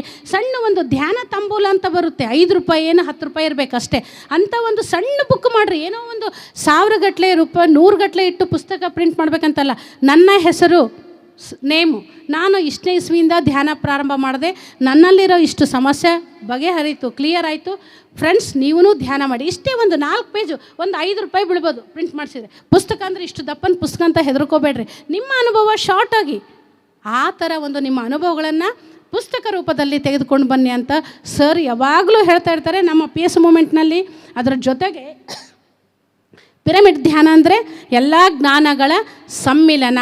ಅದಕ್ಕೆ ನೋಡಿರಿ ನಮ್ಮ ಲೈಬ್ರರಿಲಿ ನಾವು ಆ್ಯಕ್ಚುಲಿ ನಾನು LICಯಲ್ಲೂ ನಮ್ಮ ಎಂಪ್ಲಾಯೀಸ್ ಎಷ್ಟು ಅಪ್ರಿಷಿಯೇಟ್ ಮಾಡ್ತಾರೆ ಅಂದರೆ ಏಜೆಂಟ್ರೆಲ್ಲ, ಮೇಡಮ್ ನಾವು ಎಷ್ಟೋ ಬುಕ್ಸ್ಗಳು ತರಿಸ್ತಾಯಿದ್ವಿ, ಮ್ಯಾಗ್ಝಿನ್ಸು, ಬಟ್ ಆ ಸಂಸ್ಥೆಗೆ ಸಂಬಂಧಪಟ್ಟಿರೋ ವಿಷಯ ಮಾತ್ರ ಇರ್ತೈತೆ. ಬಟ್ ಪಿರಮಿಡ್ ಏನು ಧ್ಯಾನ ಕಸ್ತೂರಿ ಮ್ಯಾಗ್ಝಿನ್ ಬರುತ್ತೆ, ಎಷ್ಟು ಜ್ಞಾನ ಇರುತ್ತೆ. ಒಪ್ಕೊತೀರಾ ನೀವು? ಧ್ಯಾನ ಕಸ್ತೂರಿ ಮ್ಯಾಗ್ಝಿನ್ ಹೇಗಿದೆ? ಅದ್ಭುತವಾಗಿದೆ ಮಾಸ್ಟ್ರು. ಎಲ್ಲ ಮಾಸ್ಟರ್ಸ್ರ ಒಂದು ಸಂದೇಶ ಇರುತ್ತೆ. ಪ್ರಪಂಚದಲ್ಲಿ ಸೈಂಟಿಫಿಕ್ಕಾಗಿ ಆಧ್ಯಾತ್ಮಿಕತೆ ಹೇಗೆ ಒಲವು ತೋರಿಸ್ತಾ ಇದೆ, ಇಡೀ ಪ್ರಪಂಚ ವಿಶ್ವ ನೋಡ್ತಾ ಇದೆ, ಅದು ಪರ್ಟಿಕ್ಯುಲರ್ ಪಿರಮಿಡ್ ಧ್ಯಾನದ ಕಡೆ ಅಂತ. ಅಷ್ಟೊಂದು ಅದ್ಭುತವಾದ ನಾಲೆಡ್ಜು, ವಿದ್ಯಾರ್ಥಿ ಕಾಲಮು, ಮಹಿಳಾ ಕಾಲಮು, ಶಾಖಾಹಾರ, ಲಾಟ್ ಆಫ್ ನಾಲೆಡ್ಜ್ ಧ್ಯಾನ ಕಸ್ತೂರಿಯಲ್ಲಿರುತ್ತೆ. ಹಾಗಾಗಿ ಅಂತಹ ಒಂದು ಮ್ಯಾಗ್ಝಿನ್ಗಳನ್ನು ಓದ್ರಿ, ನಿಮ್ಮ ಅನುಭವಗಳನ್ನು ಪುಸ್ತಕಗಳ ರೂಪದಲ್ಲಿ ತನ್ರಿ ಅಂತ ಹೇಳ್ತಾ, ನನಗೆ ಕೊಟ್ಟಿರೋ ಈ ಒಂದು ಪತ್ರಿಜಿಯವರ ಬ್ರಹ್ಮಾಸ್ತ್ರ ಅಂತ ಹೇಳಬೇಕು ಧ್ಯಾನ, ಅಂಥ ಧ್ಯಾನವನ್ನು ನಾವು ಅಳವಡಿಸ್ಕೋಬೇಕು. ಜೀವನದ ಒಂದು ಸಕಾರತೆಗೊಳಿಸ್ಕೋಬೇಕು, ಸಾಫಲ್ಯತೆಗೊಳಿಸ್ಕೋಬೇಕಂದ್ರೆ ನಮಗಿರೋ ಈ ಮಾರ್ಗಗಳ ಮೆಟ್ಟಲುಗಳು. ಅಯ್ಯಪ್ಪ ಸ್ವಾಮಿ ಪೂಜೆ ಮಾಡ್ತೀವಿ, ಹೌದಾ? ಮೆಟ್ಲುಗಳು ಹತ್ತಿದಂಗೆಲ್ಲ ನಮ್ಮಲ್ಲಿರೋ ಅಹಂ ಆಗಿರ್ಬೋದು, ನಮ್ಮಲ್ಲಿರೋ ಆ ಒಂದು ಸೇವಾ ಮನೋಭಾವನೆ ಹೆಚ್ಚೋದಾಗಿರ್ಬೋದು, ನಮ್ಮ ಆತ್ಮದ ಉನ್ನತಿಗೆ ಆ ಮೆಟ್ಟಿಲು ಹೇಗೆ ಕಾರಣೋ, ನಮ್ಮ ಪತ್ರಿಜಿಯವರು, ನಮ್ಮೆಲ್ಲರ ಗುರುಗಳು, ನಡೆದಾಡುವ ದೇವರು, ಜಗದ್ಗುರು ಆಗಿರ್ತಕ್ಕಂಥ ಪತ್ರಿಜಿಯವರು ಕೊಟ್ಟಿರ್ತಕ್ಕಂಥ ಈ 18 ಮೆಟ್ಟಲನ್ನ ಯಾರು ಹತ್ತುತ್ತಾರೋ ಅವರ ಜೀವನ ಧನ್ಯನೇ ಸರಿ. ಆತ್ಮಕ್ಕೆ ಮೋಕ್ಷ ಖಂಡಿತ, ಖಚಿತ. ಸೊ ಈ 18 ಸೂತ್ರಗಳನ್ನು ನಮ್ಮ ಜೀವನದಲ್ಲಿ ಅಳವಡಿಸ್ಕೊಳ್ಳೋಣ. ನಾವು ಮಾಸ್ಟರಾಗಿ ವಿರಾಜಿಸೋಣ. ನಾವು ಭಗವಂತನಾಗಿ ಏಣು ತೃಣಕಾಶದಲ್ಲೂ ನನ್ನನ್ನು ನಾನು ನೋಡ್ಕೊಳ್ತಾ ಆನಂದವಾಗಿ, ಅದ್ಭುತವಾಗಿ, ಆರೋಗ್ಯವಾಗಿ, ಅದ್ಭುತವಾದ ಜೀವನ ನಡೆಸೋಣ. ಮಾರ್ಗದರ್ಶಕವಾದ ಜೀವನ ನಡೆಸೋಣ, ಸಾಫಲ್ಯತೆ ಪಡೆಯೋಣ ಅಂತ ಹೇಳ್ತಾ, ನನಗೆ ಕೊಟ್ಟಿರೋ ಈ ಒಂದು ಸಣ್ಣ ಅವಕಾಶನ ನಮ್ಮ PMC ಚಾನಲ್ ತಂಡದವರಿಗೂ, ನಮ್ಮ ಮಿತ್ರರಾಗಿರ್ತಕ್ಕಂಥ ಪಿರಮಿಡ್ ವ್ಯಾಲಿ ಹಾಗೂ ಇಲ್ಲಿ ನೆರೆದಿರ್ತಕ್ಕಂಥ ಎಲ್ಲ ನನ್ನ ಧ್ಯಾನ ಮಿತ್ರಗಳಿಗೂ ಧನ್ಯವಾದಗಳನ್ನು ತಿಳಿಸುತ್ತಾ, ಥ್ಯಾಂಕ್ ಯು.